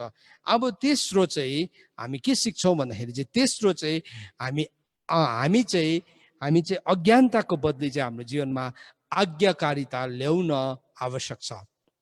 अज्ञानता त्यति बेला हट्छ हाम्रो जीवनबाट जब हामी आज्ञाकारिता ल्याउँछौँ। पहिलो पत्रुस 1 अध्यायको 14 देखि लिएर 16 पदसम्म। तपाईले मसँग खोल्नुहोस् पहिलो पत्रुस 1 अध्यायको 14 देखि लिएर 16 सम्म। त्यहाँ के भनेको छ? आज्ञाकारी बालकहरू भएका हुनाले अगाडिको अनजान अवस्थाका कुइच्छाहरूमा तिमीहरू अब नलाग, तर तिमीहरूलाई बोलाउनु हुने जस्तो पवित्र हुनुहुन्छ तिमीहरू आफै पनि जीवनको सबै रहन सहनमा पवित्र हो, किनभने यो लेखिएको छ, तिमीहरू पवित्र हो किनभने म पवित्र छु। यहाँ अति नै शक्तिशाली कुरा हामीलाई बताएको छ। मैले आज यो कुरालाई एकदमै सजिलो प्रकारले तपाईसँग भन्ने कोसिस गरिरहेको छु, किन मलाई पवित्र आत्माले यसरी नै सिकाउनु भन्नुभएको छ। सो यहाँ बाइबलले भन्दैछ हामी अज्ञानताबाट चाहिँ, अन्धकारबाट अथवा अनजान अवस्थाबाट चाहिँ कसरी निस्किन्छौँ बाहिर भन्दाखेरि नम्बर 1 पहिलो बुँदा चाहिँ के अरे भन्दाखेरि चाहिँ पहिलो पत्रुस 1को 14 देखि 16 पद अनुसार चाहिँ हामी आज्ञाकारी बालक जस्तै बन्नलाई, आज्ञा पालनलाई परमेश्वरले रुचाउनुहुन्छ, बलिदान होइन। परमेश्वरले रुचाउनु भएको चाहिँ आज्ञा पालन हो। अनि आज्ञा पालन चाहिँ बलिदान भन्दाखेरि पनि उत्तम हो। धेरैजना मान्छे बलिदानमा एकदमै च्याम्पियन हुन्छ। लु आज चाहिँ हामीले हाम्रो चर्च निर्माण गर्दैछौँ, लु एउटा ठुलो भेटी दिनुहोस् भने नि एकदमै नसोचिदिइहाल्छ, उसले खुसीसँगले नि दिन्छ, राम्रो हुन्छ त्यसमा। तर नि लु आज प्रार्थना गर्नु आउँ, हामी भेला हौँ त लु प्रार्थना गर्नु भन्ने चाहिँ नि त्यसमा आज्ञा पालन गर्नु चाहिँ एकदमै गाह्रो हुन्छ। मलाई यस्तो दिनेहरूमा के गर्नेहरूमा चाहिँ मलाई भन्नुहोस् कि यो प्रार्थनाहरू चाहिँ म अलिक भ्याउँदिनँ है। दुइटै हुनुपर्छ हाम्रो जीवनमा, दुइटै हुनु पर्यो। हामी आज्ञाकारी भनेपछि दुइटै ठाउँमा। सो परमेश्वरको वचनले भन्दैछ हामी चाहिँ आज्ञाकारी बालकहरू जस्तै बनिनुपर्छ, नम्बर 1। नम्बर 2 अब हामी अगाडिको अनजान अवस्थाको कुइच्छाहरूमा हामी लाग्नु हुँदैन। अघि हामी प्रभुमा आउनुभन्दा अगाडि जब हाम्रो हृदय अन्धकार थियो अनि त्यो अन्धकारमा हामीलाई थाहै पनि थिएन कुन चाहिँ पाप हो कुन चाहिँ पाप होइन भनिकन। सो हामीलाई जस्तो मन लाग्यो त्यस्तै गरिरहेका थियौँ। आज हाम्रो हातमा इन्टरनेट छ, आज हाम्रो हातमा अहिलेको लेटेस्ट ग्याजेट्सहरू छ, मोबाइलहरू छ। सो यो मोबाइललाई लिकन, इन्टरनेटलाई लिकन अब हामी के हेर्दैछौँ? एउटा सिम्पल उदाहरण मात्रै तपाईँलाई बताएको मैले। हामी के हेर्दैछौँ? अघि अनजानको समयमा त हामीले नराम्रो हेऱ्यो भने पनि कसैले किन त्यस्तो हेरेको तिमीलाई भन्यो भने तपाईँले के भन्नुहुन्थ्यो, अथवा मैले के भन्थेँ भने तिमीलाई के लागेको छ? मेरै आफ्नै खुसी, मेरै फोन हो, मेरै पैसा हो, मेरै इन्टरनेट हो, तिमीलाई के लागेको छ? त्यो चाहिँ अघिको अज्ञानताको समय हो। सो हामी जीवनमा कतिवटा निर्णयहरू चाहिँ त्यसरी नै लिन्छ। तपाईँ एउटा जवान व्यक्ति हुनुहुन्छ, तपाईँ जवान छोरा हुनुहुन्छ, तपाईँ जवान छोरी हुनुहुन्छ। तपाईँको जीवनको जवानीपनलाई यदि तपाईँले दुरुपयोग गर्दै हुनुहुन्छ अनि तपाईँलाई कसैले सम्झाए, तपाईँको आमा कि तपाईँको बुवाले किन यस्तो गरेको भन्दाखेरि तिमीलाई के लागेको छ, तपाईँलाई के लागेको छ? हामी त स्वतन्त्र देशमा छौँ। म एउटा देशमा गएको थिएँ, म नाम लिन चाहदिनँ, एकदमै विकसित देश। अनि विकसित देशमा त्यो देशमा गयो अनि त्यो ठाउँमा जाँदाखेरि के देख्यो भने त्यहाँ भएको चर्चको अवस्थालाई देखेर माया लाग्यो। यति साह्रो त्यहाँ भएको जवान छोराछोरीहरूको जीवन लथालिङ्गै यति साह्रो बिग्रेको। अनि हामीले सोधिरहेको थियौँ उनीहरूको आमा बाउलाई, किन यस्तो तपाईँको छोराछोरीको जीवन किन तपाईँले सम्झाउनुहुन्न भन्दाखेरि होइन, हामी त विकसित देशमा छौँ, यो देशमा त 14 वर्ष पुगेपछि त के पनि भन्नु मिल्दैन, के पनि भन्नु मिल्दैन भन्यो भने पनि कानुन लाग्छ। तपाईँहरू पनि त्यस्तै विकसित देशमा हुनुहुन्छ, सायद त्यस्तै छ होला त्यहाँ। तर त्यो कानुन चाहिँ, संसारको कानुन चाहिँ परमेश्वरको कानुन भन्दाखेरि ठुलो छैन। परमेश्वरको वचनको कानुन अनुसार चाहिँ बाइबलले भनेको छ अभिषेक चाहिँ जहिले पनि शिरदेखि बग्छ। अभिषेक चाहिँ भजन सङ्ग्रह 133ले भनेको छ शिरदेखि बग्छ। तपाईँ एउटा जवान व्यक्ति हुनुहुन्छ भने अभिषेक तपाईँको आमा बाउको जीवनदेखि बग्छ।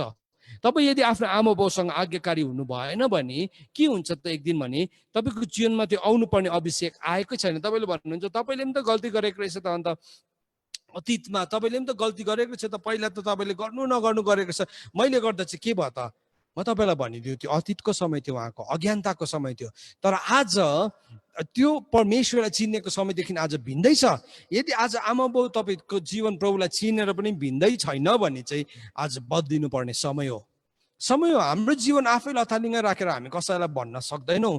तर यदि तपाईँको जीवन तपाईँ प्रभुसँग हिँड्दै हुनुहुन्छ अनि तपाईँको जीवनमा तपाईँले अथोरिटीलाई ल्याउँदै हुनुहुन्छ भने तपाईँको अतीतलाई सम्झाइकन तपाईँलाई कसैले चुनौती दिन्छ भने नडराउनुहोस्, भन्नुहोस् त्यो मेरो अतीत थियो, त्यो मेरो अनजानको समय थियो, त्यो मलाई थाहा थिएन। तर अब म परमेश्वरलाई चिन्छु अनि म आज्ञाकारी भएको छु अनि तिमी पनि अब आज्ञाकारी बन। सो अभिषेक चाहिँ जहिले पनि शिरबाट बग्छ। अनोइन्टिङ चाहिँ शिरबाट बग्छ। यदि शिरको अभिषेक ठिक छ भने तल वस्त्रको छोर छ भने सही अभिषेक बग्छ। यदि त्यो शिरको अभिषेक ठिक छैन भने गलत अभिषेक बग्छ। यदि तपाईँ शिरसँग जोडिनु भएन, यो हातले भने म यो शिरसँग जोडिँदैन भनेर, यो शरीरसँग जोडिँदैन, म चुट्टेर अलग्गै म आफ्नो जे इच्छा लागेको छ त्यही गर्छु भने चाहिँ हात सुक्छ, यो हात मर्छ। किनभने यो हातलाई कन्ट्रोल गर्ने चाहिँ यहाँ ब्रेन छ, यहाँ नर्भ छ। सो त्यस्तै प्रकारले परमेश्वरले एउटा बडी अफ क्राइस्टमा एउटा अर्डरलाई राख्नु भएको छ। अनि यो अर्डरलाई जान्न जरुरी छ। अनि वचनले भन्दछ अब चाहिँ तिमीहरू चाहिँ अघिको कुइच्छामा नलाग। हामी कसरी त्यो अज्ञानतादेखि बाहिर निस्किन्छौँ भन्दाखेरि चाहिँ अघि जुन चाहिँ कुइच्छा थियो, आज हाम्रो जीवनमा स्वतन्त्रता छ, स्वतन्त्र देशमा छौँ हामी। स्वतन्त्र देशमा हामीसँग धन छ, हामीसँग सफलता छ, हामीसँग गर्नु सक्ने कुराहरू छ, जवानीपन छ, बल छ, के छ हाम्रो अगाडि संसारले दिने अवसरहरू छ। तर त्यो चाहिँ पाप गर्ने बहाना चाहिँ होइन। आज म तपाईँलाई यो कुरा बताउन चाहन्छु। सो हामी त्यो अज्ञानताको समयमा लाग्नु हुँदैन। अनि नम्बर 3 के भन्दैछ भने तेस्रो कुरा, पहिला हामी आज्ञाकारी हुनु अरे, दोस्रो चाहिँ हामी अज्ञानताको अघिको अज्ञानताको अन्जान समयको पापमा कुइच्छामा हामी फर्किनु हुँदैन। अनि तेस्रो चाहिँ तपाईँ हामीलाई बोलाउनु हुने जस्तो पवित्र हुनुहुन्छ त्यस्तै पवित्र चाहिँ हाम्रो जीवनको हरेक रहन सहनमा भनेको छ। तपाईँको बाइबलमा कसरी लेखेको छ?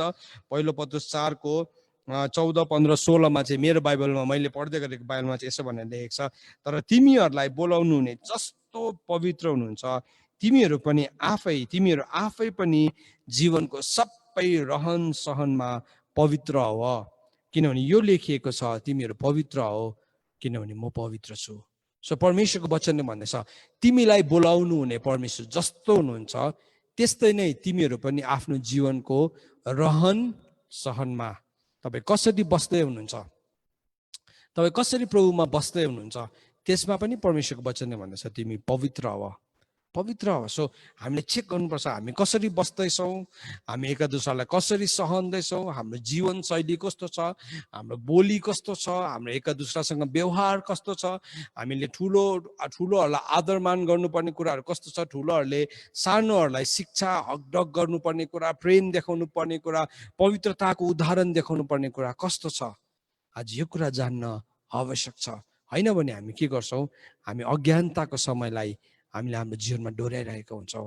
मेरो प्रार्थना यो छ आज कि तपाईँको जीवनमा आज यो वचनलाई सुन्दै गर्दाखेरि त्यो छुटकारा आएको होस्। प्रभु म यस घडी प्रार्थना गर्छु पवित्र आत्मा आज त्यो आज्ञाकारी बालक जस्तै प्रभु आज हरेकलाई तपाईँको कुरामा आज्ञाकारी हुनलाई पवित्र आत्मा तपाईँले मद्दत गर्नुहोस्। प्रभु म यो प्रार्थना गर्छु यो वचनमा आज त्यो हृदयको त्यो पाटाहरू खोलिएको होस् प्रभु।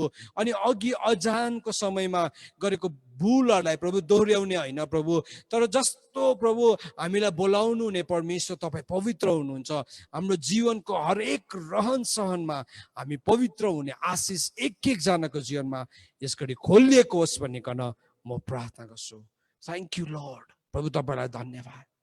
म तपाईँलाई बताउनु पर्यो, अब चौथो पोइन्टलाई बताउनु पर्यो, चौथो बुदालाई। सो हामीले 3वटा बुदालाई हेरिसक्यो अहिलेसम्म। अब 3वटा बुदा के थियो भन्दाखेरि चाहिँ समय, अज्ञानताको समय, अज्ञानता भनेको के हो, अनि अज्ञानताको बदलीमा हामी चाहिँ आज्ञाकारी अनि हामी परमेश्वरको पवित्रतातर्फ बढ्नुपर्छ भन्ने कुरालाई। अनि अज्ञानता चाहिँ के कुराले चाहिँ ल्याउँछ त हाम्रो जीवनमा, फेरि पनि हाम्रो जीवनमा किन अज्ञानता दोहोरिन्छ त त्यो कुरा म तपाईँलाई बताउन चाहन्छु। चौथो बुदा, what brings ignorance, repeated ignorance, के कुराले चाहिँ मेरो जीवनमा अज्ञानता फेरि पनि दोहोरिन्छ त भन्ने कुरालाई बताउन चाहन्छु। रोमीको किताब 1 अध्यायको 19, 20 अनि 21 पदलाई म पढ्न चाहन्छु। तपाईँले मसँग खोल्नुहोस्। रोमीको किताब 1 अध्यायको 19, 20 अनि 21। त्यहाँ के भनेको छ, परमेश्वरको विषयमा जान्न सकिने कुराहरू तिनीहरूमा प्रष्टै छ, किनकि परमेश्वरले तिनीहरूलाई त्यो कुरा देखाइदिनु भएको छ, अर्थात् उहाँको अदृश्य गुण अर्थात् उहाँको अनन्त शक्ति र ईश्वरीय स्वभाव संसारको सृष्टिदेखि नै बनाइएका थोकहरूमा छर्लङ्गै देखिने भएको छ।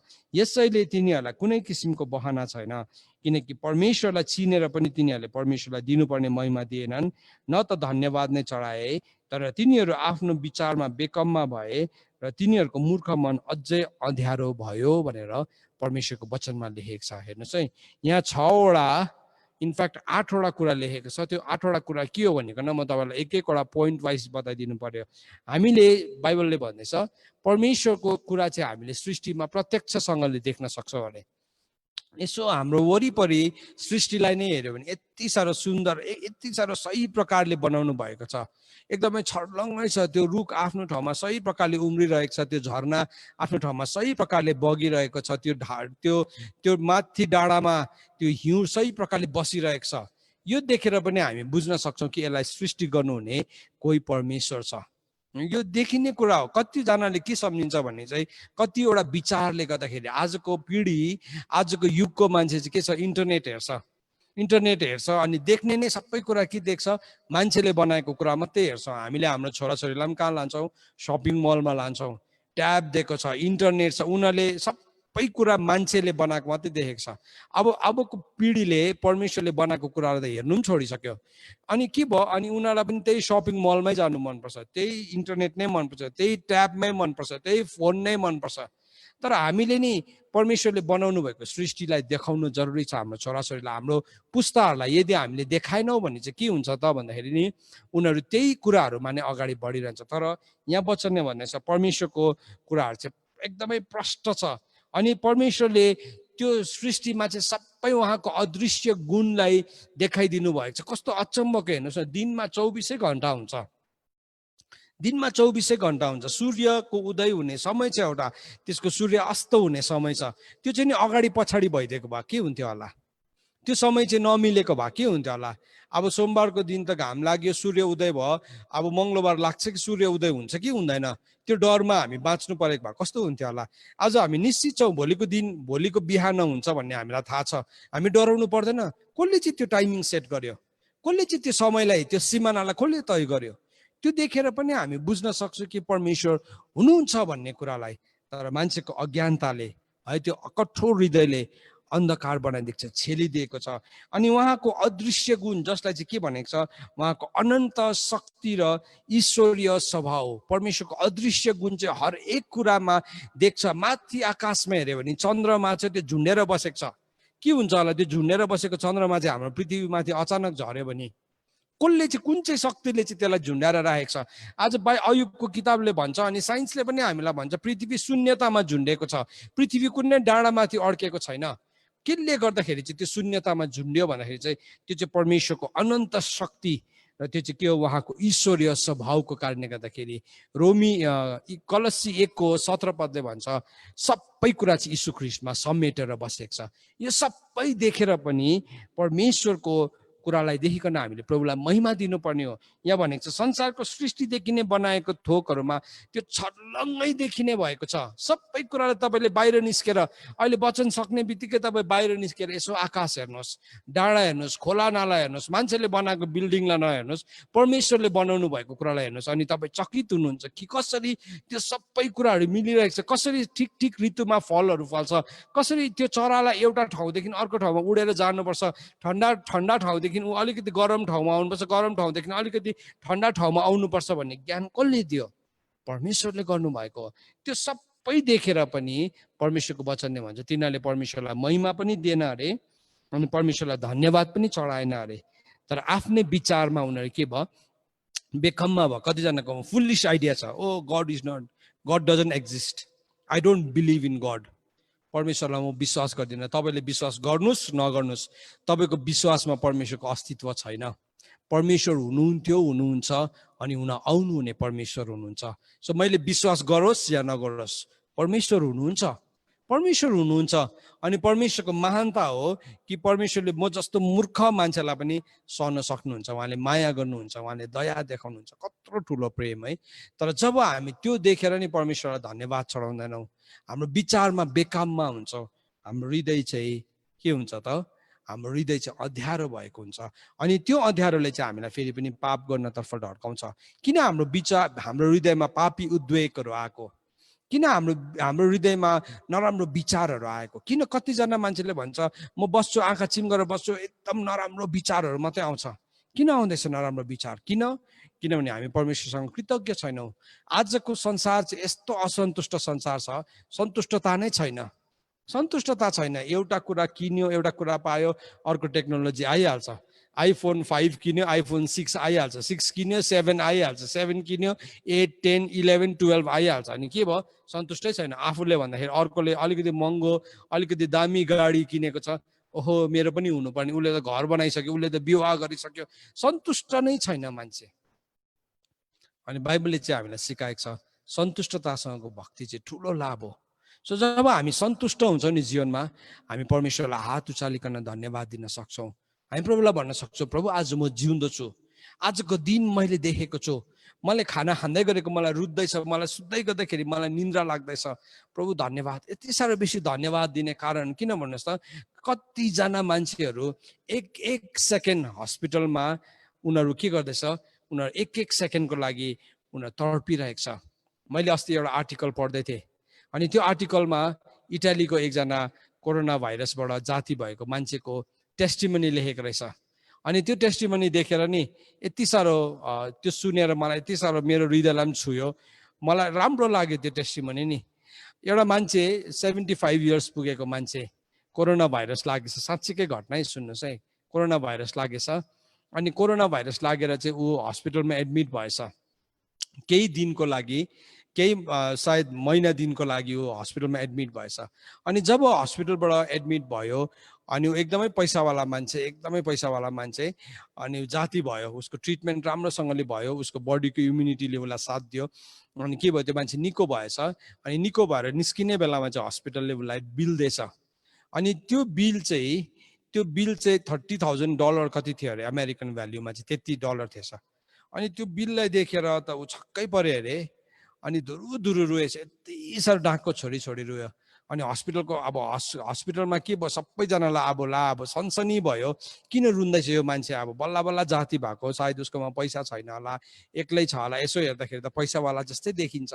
अनि उसलाई सोधेछ, तपाईँ किन रुनु भएको, तपाईँकोमा पैसा छैन, तपाईँ एक्लो हुनुहुन्छ? उसले भने होइन, म एक्लो छुइनँ, मेरोमा धेरै पैसा छ, यो $30,000 तिर्नु त मेरो लागि केही पनि होइन, यो म तिरिदिइहाल्छु। त्यसो भए तपाईँ चाहिँ किन रुनु भएको त, किन चाहिँ रुनु भएको? त्यो उसको रुवाईले सबैजनाको ध्यान खिच्यो। अनि उसले भन्यो, म 1 महिना म बिमार भएर मैले यसरी अक्सिजन लगाएर सास फेर्दाखेरि मैले यति महँगो दाम तिर्नु पर्यो 1 महिनाको।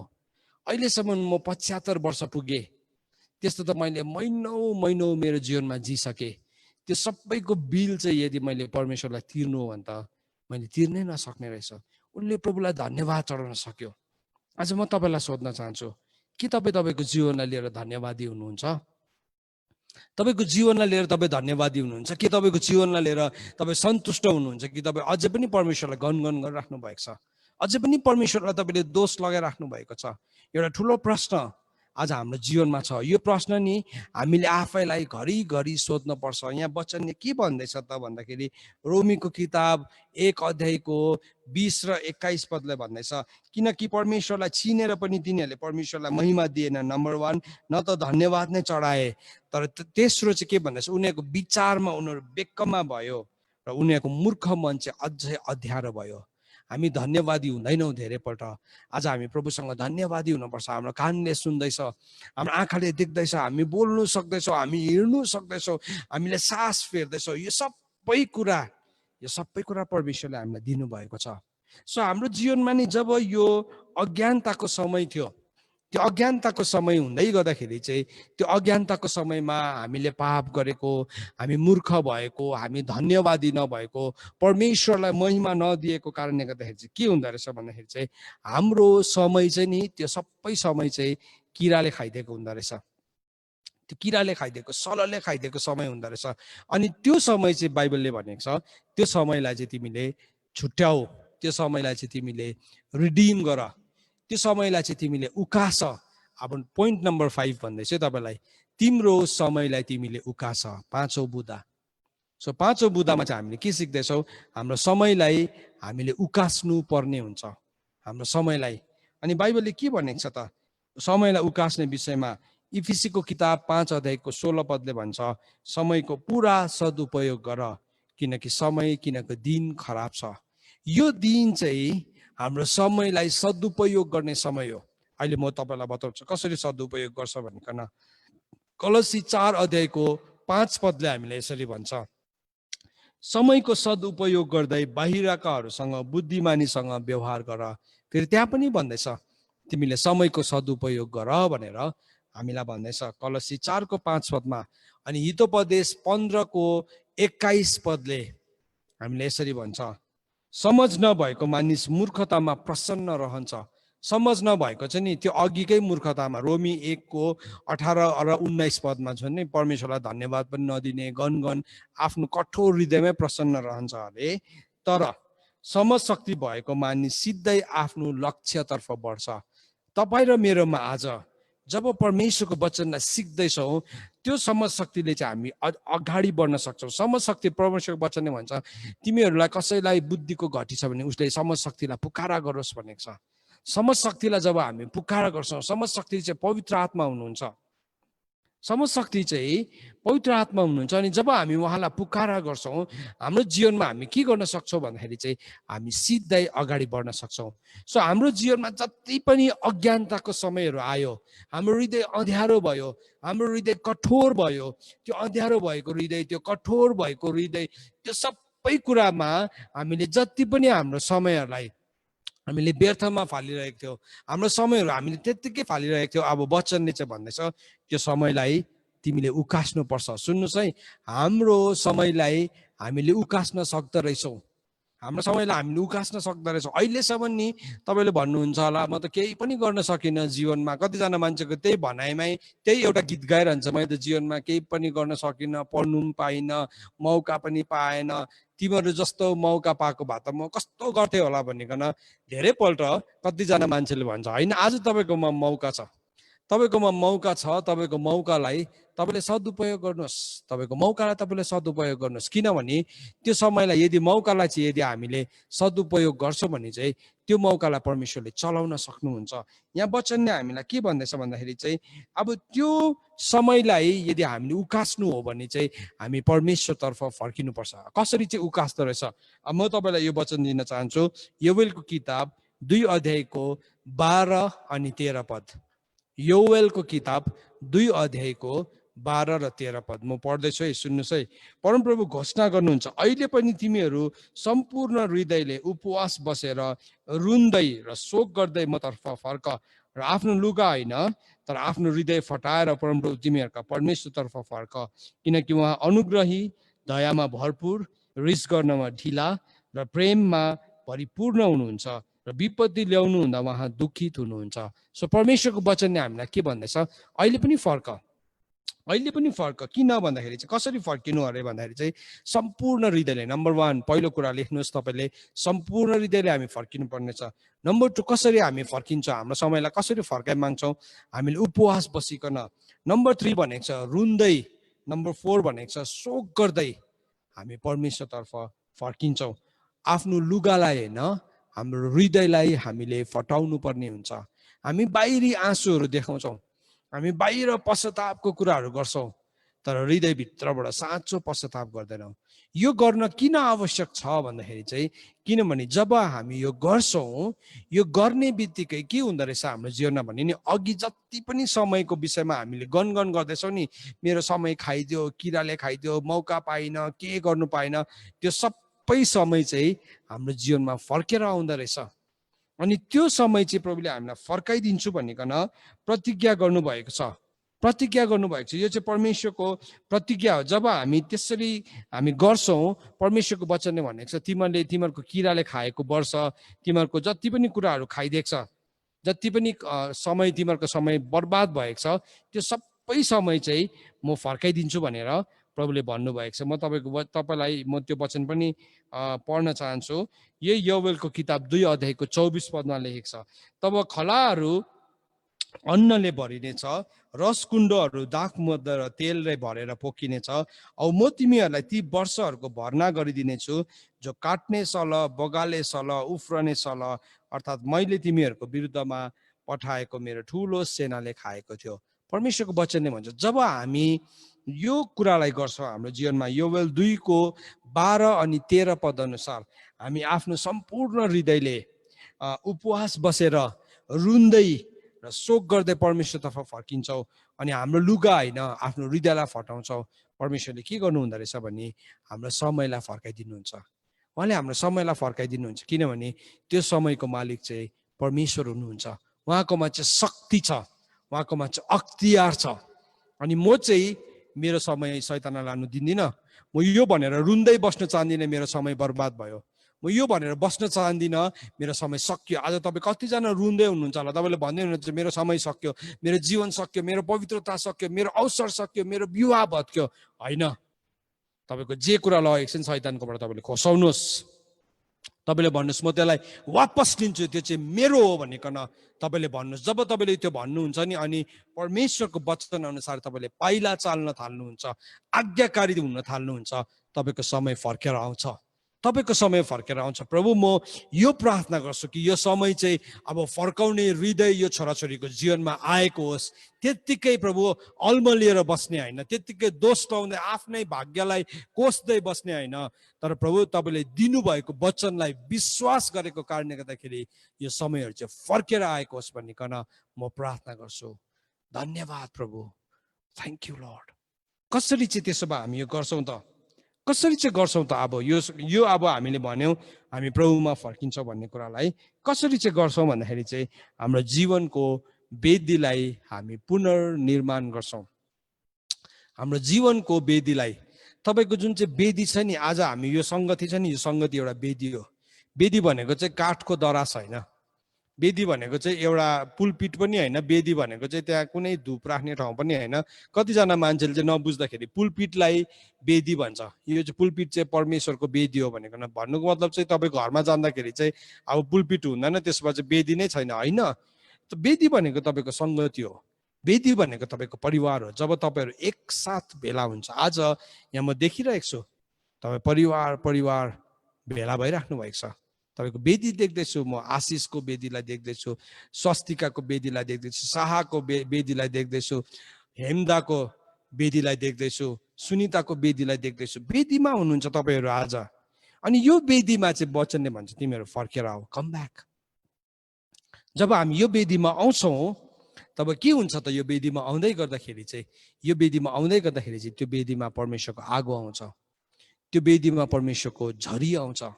अनि जब त्यो आगो आउँछ, झरी आउँछ नि, त्यो सबै कुराहरू जुन जुन हाम्रो समयमा खडेरी लागेको थियो, जुन जुन कुरा हाम्रो जीवनमा घटेर गएको थियो, जुन जुन ठाउँमा दुष्टले मौका पाएको थियो, त्यो कुराहरू चाहिँ पुनर्स्थापित हुन्छ, त्यो कुरा चाहिँ पुनर्स्थापित हुन्छ।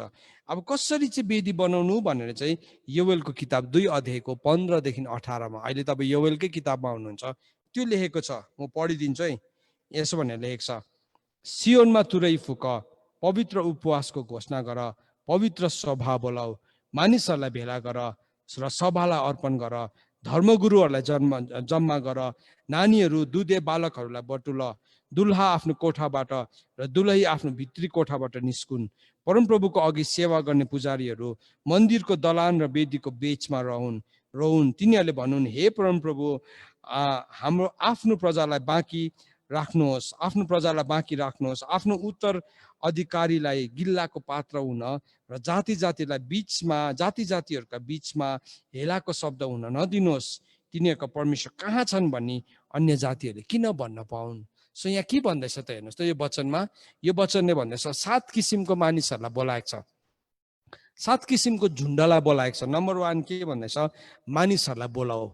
आज सबैजना मानिसहरू हुनुहुन्छ यहाँ, म देख्दैछु तपाईँको नानीहरू पनि खेल्दैछ अगाडि पछाडि, सबैजना परिवारको वेदी यस्तै हुन्छ, नानी हुन्छ, आमा बाउ हुन्छ। सो एउटा चाहिँ के भन्दैछ? एक्युमुलेटिभली, समग्रमा, मुष्ठमा मानिसहरूलाई बोलाऊ भनेको छ, नम्बर 1। नम्बर 2 के भन्दैछ?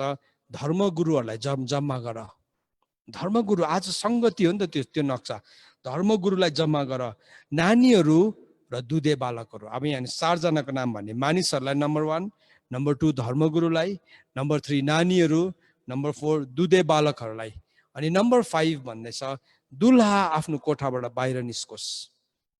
दुल्हा पनि निस्कोस्। तपाईँको नि विवाह गरेको छन् त कस्तो इम्पोर्टेन्ट। सायद कतिजना त हनीमुनमा हुनुहुन्छ होला, बाइबलले भनेछ आऊ फर्केर आऊ, वेदीमा आऊ, तिम्रो नि अब त्यो समय सक्यो, तिमी आऊ, त्यो समय आऊ। कति होइन, मेरो अहिले एकदम मेरो इन्जोयमेन्टको समय होइन, बाइबल भन्छ कम ब्याक टु अल्टर।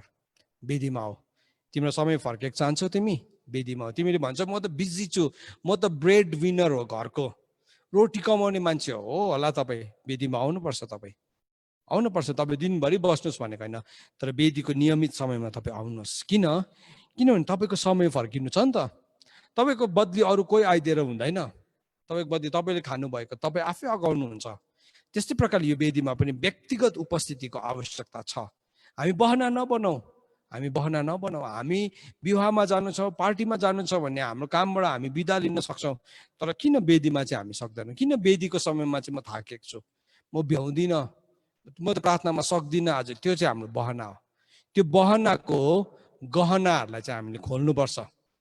तर अब हामीले धार्मिकताको, परमेश्वरले लगाइदिनु भएको धार्मिकताको श्रृङ्गारलाई हामीले हाम्रो जीवनमा लिन आवश्यक छ। सो बहानाको गहनालाई हामी खोलिदिउँ। यहाँ भन्दैछ दुलहा आफ्नो कोठाबाट निस्कोस् है, 5औँमा थियो दुलही पनि आफ्नो कोठाबाट निस्कोस्, दुलही पनि निस्कोस्। ओ मेरो त विवाह हुनु आँटेको छ, म त आइ इन लभ, यु नो, म त एकदम प्रेममा परेको छु, मेरो त बात चल्दैछ विवाहको बाहिर। वेदीमा हो, पहिला चाहिँ वेदी हो, पहिला वेदी हो, त्यहाँदेखि मात्रै अरू कुरा हो बादमा। यो कुराहरू नभएको कारणले गर्दा आज हाम्रो परिवार कमजोर छ। आज हामी गिल्लाको पात्र भएका छौँ, हामी हाँसोको पात्र भएका छौँ। हामी भन्छौँ हामी जिउँदो प्रभुलाई सेवा गर्छौँ, तर प्रभुलाई नचिन्ने जतिको पनि हामीले जीवनमा शक्तिको साथमा जिउन सकेको छैनौँ। वचनले भन्दैछ दुलै पनि निस्क। अनि त्यसको बादमा भन्दैछ परम प्रभुको सेवा गर्ने पुजारीहरू पनि आऊ। जब यो 7 किसिमको मानिसहरू आउँछ, जब यो 7 किसिमको मानिसहरू आउँछ, त्यति बेला चाहिँ के हुँदो रहेछ भने वेदी बनिनु थाल्दो रहेछ। वेदी त्यसरी नै निर्माण हुन्छ। तपाईँलाई नि म एउटा घटना देखाउनु पर्यो। पहिलो राजा 18 को 30 अनि 31 पदलाई हेर्नु भने नि त्यसरी नै वेदी बनाएको छ। अब यो चाहिँ मैले भनेर मात्रै हुँदैन, पढेर पनि सुनाउनु पर्यो नि त है। पहिलो राजा तपाईँले खोज्नुहोस्, पहिलो राजा 18 को 30 अनि 31 पदमा के भनेको छ। तब एलियाले सबै मानिसहरूलाई भने यहाँ म कहाँ आऊ। तिनीहरू सबै आए औ भत्काइदिएको परमप्रभुको वेदीलाई तिनले फेरि मर्मत गरे औ परमप्रभुको वचनद्वारा इजरायलको नाउँ राखिएका याकुबका छोराहरूको प्रत्येक कुलको निम्ति एक एक गरी 12वटा ढुङ्गा तिनले लिए। सो यहाँ के भन्दैछ, जब एलियाले भत्केको वेदीलाई निर्माण गर्यो, इजरायलको 12 कुलकै एक एकवटा ढुङ्गा ल्यायो, उसले खोजेर ल्यायो। त्यो ढुङ्गा जतासुकै कुँदेर बनाएको ढुङ्गाले हुँदैन थियो। जस्तो सुकै ढुङ्गा मलाई जुन राख्नु मन पर्यो, त्यो ढुङ्गा खोजेर ल्याउनुको सानो गाह्रो थियो। है आज हाम्रो घरमा त वेदी हुँदैन, हाम्रो त प्रार्थनामा भेला हुँदैन, हो गाह्रो छ। तर नि तपाईँले गाह्रोपनालाई बहाना नगर्नुहोस्। एलियाले भत्केको वेदी बनाउँदा सबै कुलको ढुङ्गाको नाम थिएछ, त्यो ढुङ्गा एक एकवटालाई खोजेर ल्यायो। आज तपाईँ त्यो वेदीको एउटा ढुङ्गा हुनुहुन्छ, तपाईँको परिवारको वेदीको तपाईँ एउटा ढुङ्गा हुनुहुन्छ, तपाईँको मण्डलीको वेदीको तपाईँ ढुङ्गा हुनुहुन्छ एउटा। त्यसले गर्दाखेरि हामी बहानामा नबसौँ, हामी बहानामा नबसौँ। किनभने जब एलियाले वेदी बनाए नि, त्यहाँ भएको एक एकवटा ढुङ्गाको गन्ती हुन पर्थ्यो। किनभने उसलाई थाहा थियो यदि स्वर्गबाट आगो झर्नु हो भने चाहिँ सुरुदेखि नै त्यसको जगदेखि नै सही प्रकारले त्यो बनिएको हुनुपर्छ। सो त्यो तपाईँ एउटा ढुङ्गा हुनुहुन्छ। तपाईँले भन्नुहुन्छ नि मेरो नानी डिस्टर्ब गर्छ सेवामा, तपाईँ कार्टुन खोलेर राखिदिरहेको हुन्छ, कतिजनाले ट्याब दिएर राखिरहेको हुन्छ। एउटा कार्टुन हेर्दै गर्दाखेरि उसको जीवनमा 8000वटा भूत आत्मा पस्छ। तपाईँलाई थाहा छ यो कुरा? यसको विषयमा हामीले सिकाएका छौँ। अलिभ सुटमा हेर्नुहोस्, हामीले जसो हिमालयसको अलिभ सुट भनेर तपाईँले युट्युबमा गएर सर्च गर्नु भने तपाईँले हामीले यसको बारेमा सिकाएको डल्लै लेसन्स पाउनुहुन्छ। थुप्रो सिकाएको छौँ। हामी के गरिरहेको छौँ, ग्याजेट दिइरहेको छौँ, हल्ला गर्छ। त्यो राख्नुहोस् न, उसलाई प्रभुको उपस्थितिमा बस्नु सिकाउनुहोस्। 1 दिन हल्ला गर्छ, 2 दिन हल्ला गर्छ, 3 दिन हप्ता दिनसम्म गर्छ, त्यहाँदेखि चाहिँ उसले प्रभुको उपस्थितिलाई चिन्न थाल्छ, अनुभव गर्न थाल्छ। ओ मलाई त बसेकै निन्द्रा लाग्छ। निन्द्रा लाग्छ भने पनि बस्नुहोस्, तपाईँ बस्नुहोस्। तपाईँ बुझ्ने, म त केही त बुझ्दिनँ, म नबुझ्ने मान्छे के बस्नु, कान त सुन्दिनँ, बस्नुहोस्। तपाईँको कान नसुन्ने, तपाईँको नबुझ्ने त्यो कुराहरूलाई बहाना नबनाउनुहोस्। बस्दै जानुहुन्छ नि, बुझ्दै जान्छ कुरा बिस्तारै। आज बुझेन, भोलि बुझेन, तर समय आउँछ बुझ्दै जान्छ। अनि जब त्यो सबै कुरा गरिन्छ, त्यति बेला चाहिँ के हुन्छ, त्यति बेला चाहिँ हाम्रो जीवनको वेदी कम्प्लिट हुन्छ। बाइबलले के भनेको छ भने अर्को ठाउँ हितोपदेश 9:1 पदले भनेको छ, बुद्धिले आफ्नो घर बनाएको छ, त्यसले आफ्नो 7 खामा गाडेको छ, अघि योवेलको किताबमा नि त्यो 7 किसिमको मान्छेहरूलाई चाहिँ किन बोलायो भन्दाखेरि चाहिँ नि यो चाहिँ परमेश्वरको जुन घर बनिँदैछ हाम्रो जीवनमा त्यसको मूल खाँबाहरू हुन्। मूल खाँबा हुन्। त्यो दुधे बालक पनि एउटा खाँबा हो। सबै पुजारीदेखि लिएर यहाँ जतिजना मैले तपाईँलाई 12 जना भन्ने मानिसहरू, धर्मगुरु, नानीहरू, दुधे बालकहरू, दुल्हा दुलही, परमप्रभुको अघि सेवा गर्ने पुजारीहरू सबैजना खाँबाहरू हुन्। त्यो मानिसहरूमा सबैजनै आयो, जसको नाम यहाँ भनेको छैन नि, छोरा छोरी आमा बाउ कसको नाम छ त्यो पहिलो लिस्टमै छ। सो त्यो 7वटा बाइबलले भनेको छ बुद्धिले चाहिँ आफ्नो घर बनाएको छ, त्यसले 7 खाँबा गाडेको छ। सो जब हामीले यो घरलाई निर्माण गर्न थाल्छौँ त्यति बेला के हुन्छ त भन्दाखेरि परमेश्वरको घर निर्माण हुन थाल्छ, निर्माण हुन थाल्छ। सो जब हामी यसरी आउँछौँ त्यो वेदीमा आइकन हामी के गर्छौँ त भन्दाखेरि नम्बर 7 पोइन्ट, अब मैले सक्नु आँटे 7वटा बुदामा 7th पोइन्टमा पुगे। 7th पोइन्टमा चाहिँ के भन्दैछ भने हामी हाम्रो कुराहरू परमेश्वरसँग छलफल गर्न सक्छौँ, छलफल गर्न सक्छौँ। परमेश्वरको वचन यशाया 1को 18 देखि लिएर 20 पदले यसरी भन्छ। 18 देखि लिएर 20 पद यसरी भन्छ, परमप्रभु भन्नुहुन्छ अब आऊ हामी सँगसँगै बसेर आफ्नो कुराहरू छलफल गरौँ। तिमीहरूको पापहरू सिन्दुरे रङका भए तापनि ती हिउँ जस्तो सेता हुनेछ, गाढा राता रङका भए तापनि ती ऊन जस्तै हुनेछन्। यदि तिनीहरू राजी र आज्ञाकारी गर्यौ भने तिमीहरूले यस देशको असल असल कुराहरू खान पाउँछौ। तर तिमीहरू इन्कार गर्छौ र अटेरी हुन्छौ भने तिमीहरू तरवारले काटिनेछौ, किनकि परमप्रभुको मुखले यो कुरा भन्नुभएको हो। सो प्रभुले भन्दै हुनुहुन्छ जब हामी त्यो वेदीमा आउँछौँ नि अनि हाम्रो भुललाई मानिलिन्छौँ, परमेश्वरको अगाडि हामी आउँछौँ, हामी नम्र हुन्छ। आज आराधना गर्दै थियौँ, आराधना गर्दै गर्दाखेरि हामीले हाम्रो पापको पश्चाताप गर्दै थियौँ। त्यो वेदीमा आइकन हाम्रो हात उचाल्दै थियौँ, के भन्दै थियौँ, प्रभु म समर्पण गर्दैछु। तपाईँलाई आराधकले भन्दै थियो तपाईँ घुट्नामा जानुहोस्। उसलाई के भनौँ भनौँ भएर शब्द नआएर भनेको शब्द होइन, त्यो चाहिँ परमेश्वरको वचनले सिकाएको हो नि त। त्यो घुट्नामा जानु के हो, एउटा पश्चातापको चिन्ह हो। तर हामी के गर्छौँ, हामीलाई त्यो वेदीमा आउने बानी नै छैन। अनि त्यस्तो भन्दाखेरि हामी टुल आँखा खोलेर हेरिरहेको हुन्छ। कोही कोही बेला आराधना गर्ने मान्छे पनि कन्फ्युज हुन्छ, अनि यो मान्छेले सुन्दैछु कि कोसँग बोल्दैछु भनेकन है। हामी पत्याउनै सक्दैनौँ त्यो कुरालाई, किनभने हामीलाई वेदीमा आउने आदत छैन। तर जब हामी आउँछौँ नि हाम्रो भुललाई हामी मानिलिन्छौँ, प्रभुको अगाडि स्वीकार गर्छौँ। बाइबलले भन्दैछ प्रभुको अगाडि हामी छलफल गर्छौँ नि, हाम्रो सिन्दुरे रङको, हाम्रो गाढा राता रङको भुल अपराधलाई पनि प्रभुले क्षमा गरिदिनुहुन्छ। आज शैतानले चाहिँ हामीलाई के भन्छ, तेरो पापको क्षमा हुँदैन, तेरो पापको क्षमा हुँदैन, त घिनलाग्दो छस्, प्रभुमा आएर पनि गरिस् त तैँले बेविचार, प्रभुमा आएर पनि तैँले झुट बोलिरहेको छस् त, प्रभुमा आएर पनि खै तेरो आदतमा केही पनि सुधार छैन त। तर जब हामी वेदीमा आउँछौँ नि अनि प्रभुलाई भन्छौँ हो प्रभु म तपाईँमा आएर पनि मेरो जीवनमा सुधार छैन, हामी मानिलिन्छौँ, प्रभुको अगाडि भन्छौँ। तपाईँ पति हो भने पत्नीलाई भन्नुहुन्छ आफ्नो कुरा, म यो जीवनमा लडिरहेको छु, यो जीवनमा मेरो सङ्घर्ष भइरहेको छ। त्यो सङ्घर्ष भन्दै गर्दाखेरि म तपाईँलाई ग्यारेन्टी दिन चाहन्छु तपाईँको पत्नीले तपाईँलाई घृणा गर्दैन, अथवा तपाईँको पतिले तपाईँलाई घृणा गर्दैन। यदि घृणा गर्ने एटिट्युड छ भने आज म भन्छु तपाईँ प्रभुको अगाडि आइकन क्षमा गर्न सिक्नुहोस्, किनभने जब हामी क्षमा गर्छौँ त्यसले चाहिँ अर्को मान्छेको जीवनमा सुधार ल्याउन सक्छ, सुधार ल्याउन सक्छ। त्यहाँ मिलाप आउँछ।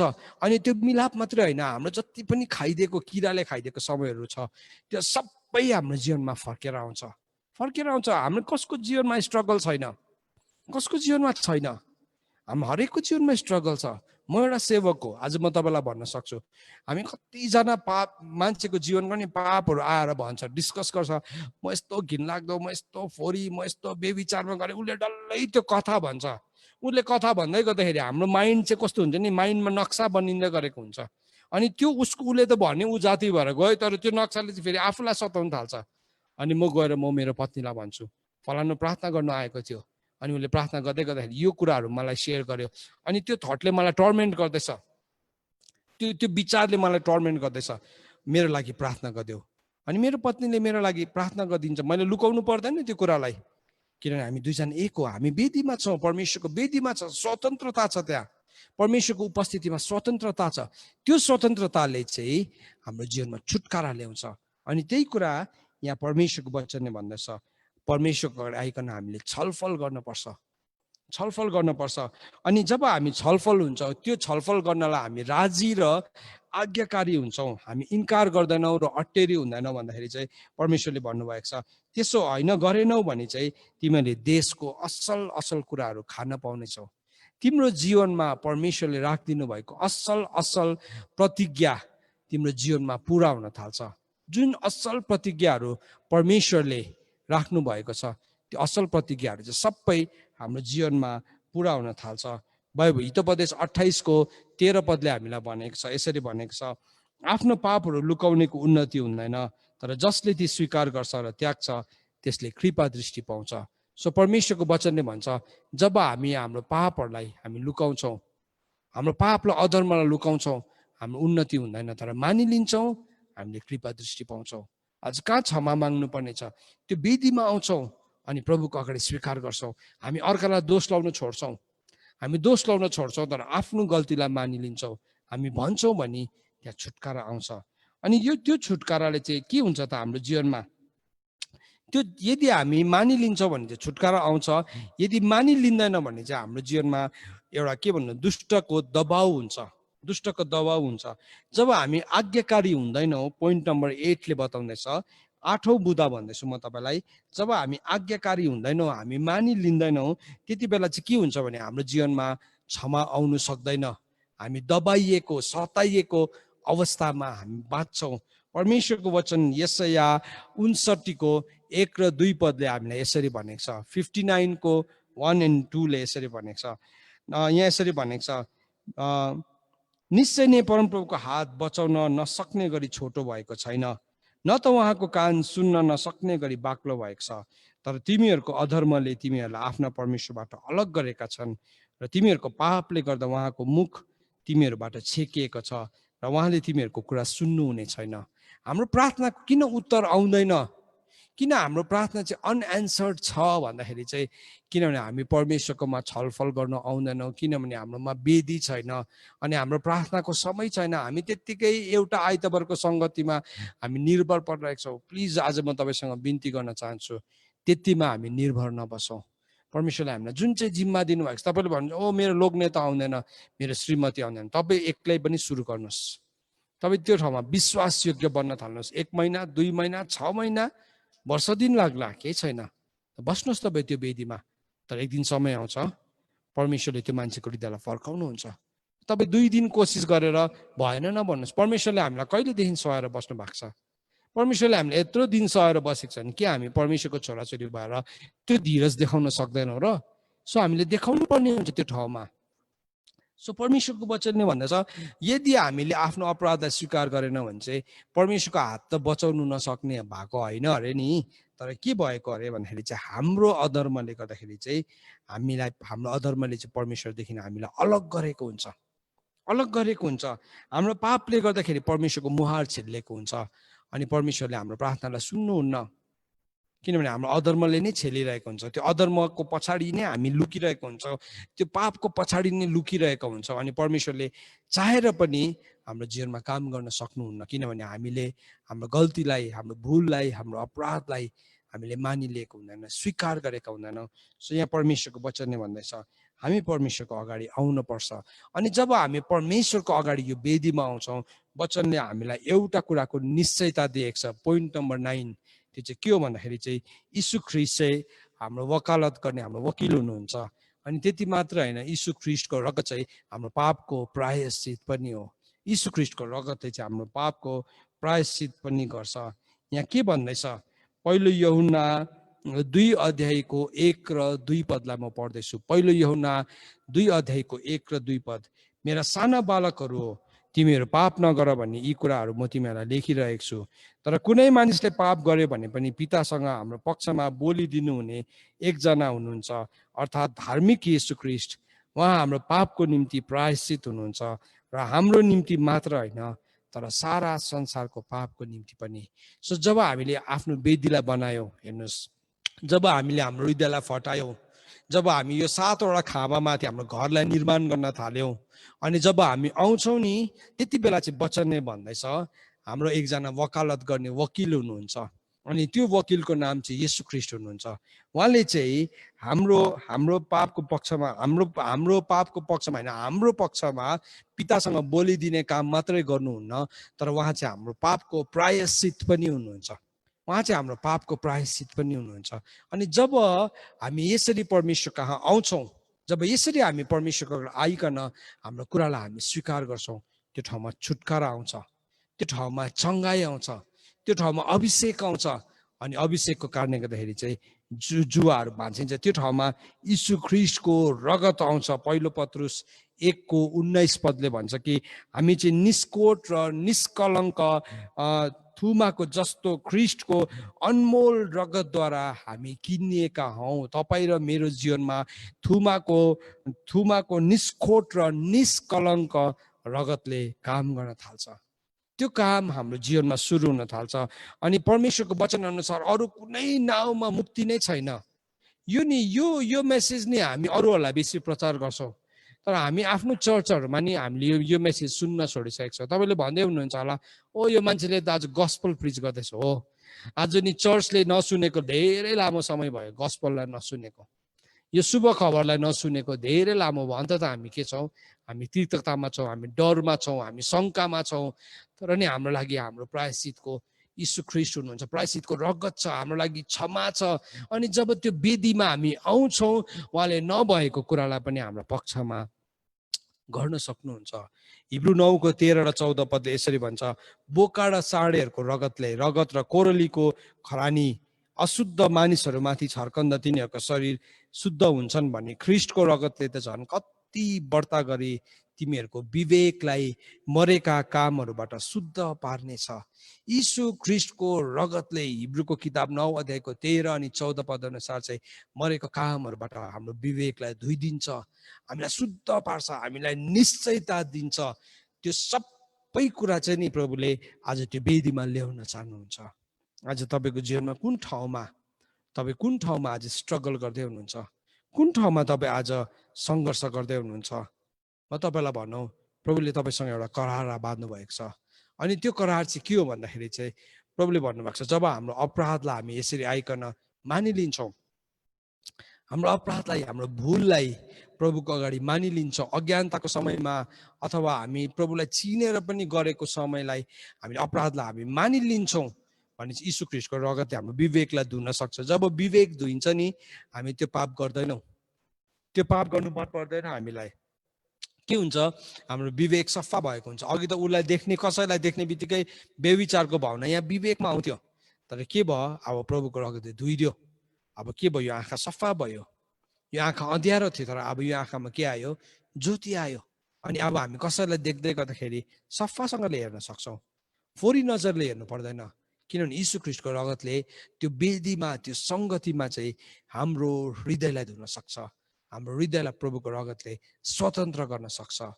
अनि आज म तपाईँलाई के भन्न चाहन्छु भने प्रभुले हामीसँग बाँध्नु भएको करार चाहिँ के हो भन्दाखेरि चाहिँ प्रभुले भन्नुभएको छ यर्मियाको किताब 31:33 र 34 अनुसार, यर्मिया 31:33 र 34 अनुसार प्रभुले भन्नुभएको छ, मैले तिमीहरूसँग बाँध्ने करार चाहिँ यो हो। मैले तिमीहरूसँग बाँधेको करार चाहिँ के हो भन्दाखेरि म तिमीहरूको अपराध क्षमा गर्नेछु र तिमीहरूको पापलाई फेरि कहिले पनि सम्झने छैन। जब हामी यसरी वेदीमा आउँछौँ अनि हाम्रो भुललाई मानिलिन्छौँ, हाम्रो अपराधलाई प्रभुको अगाडि स्वीकार गर्छौँ, प्रभुले क्षमा गरिदिनुहुन्छ अनि सम्झिनुहुन्न। हामी चाहिँ नि के हुन्छ याद छ? स्वीकार गरेको पापलाई पनि घरिघरि प्रभु म पापी अनि शैतानले भन्छ तँ पापी हो, त्यही पापको ज्याला चाहिँ मृत्यु हो, त्यसलाई काम गर्ने ठुलो ठाउँ हो। हामी सधैँ त्यही भनिरहेको छौँ। तर परमेश्वरको वचनले हामीले यहाँ के सिकाउँदैछ त? परमेश्वरको वचनले हामीले यहाँ सिकाउँदैछ, जब हाम्रो अपराधलाई हामी मानिलिन्छौँ अनि हामी त्यो कामलाई छोडिदिन्छौँ, प्रभुले पनि त्यो कुराको सम्झना गर्नुहुन्न। मैले अघिको त्यो भाइको सुरुको कथा तपाईँलाई भन्दै थिएँ। त्यो भाइलाई जब उसले अस्ति मेरोमा आयो, मैले फर्स्टमा त्यो उसको कथालाई भन्दै थिएँ। उसले भन्दै थियो, मेरो जीवनमा यस्तो पाप गरेको दाजु, मैले यस्तो अपराध गरेको छु, यस्तो त्यो पापले त मलाई यति साह्रो यति साह्रो मलाई गिल्टी बनाउँछ। अनि मैले उसलाई सोधेको थिएँ, तिमीले त्यो पापलाई क्षमा माग्यो प्रभुसँग? मागेँ नि, मैले मागेँ त्यो क्षमालाई। त्यो क्षमालाई मागे तर भए पनि त्यो पाप त मेरो रहिरहेको छ जस्तो लाग्दैछ। यो दिनहरूमा त मलाई यस्तो लाग्दैछ अब त्यो पापको क्षमै पाएको छुइनँ, त्यो पापको विचार त फेरि मेरो जीवनमा आउँदैछ पो फेरि, त्यही पाप गर्नु पो मलाई मन पर्दैछ। याद राख्नुहोस् एउटा कुरालाई, जब हाम्रो पापलाई हामी क्षमा माग्छौँ अनि त्यो कुरा गर्न छोडिदिन्छौँ, परमेश्वरको अगाडि त्यो पापको सम्झना हुँदैन।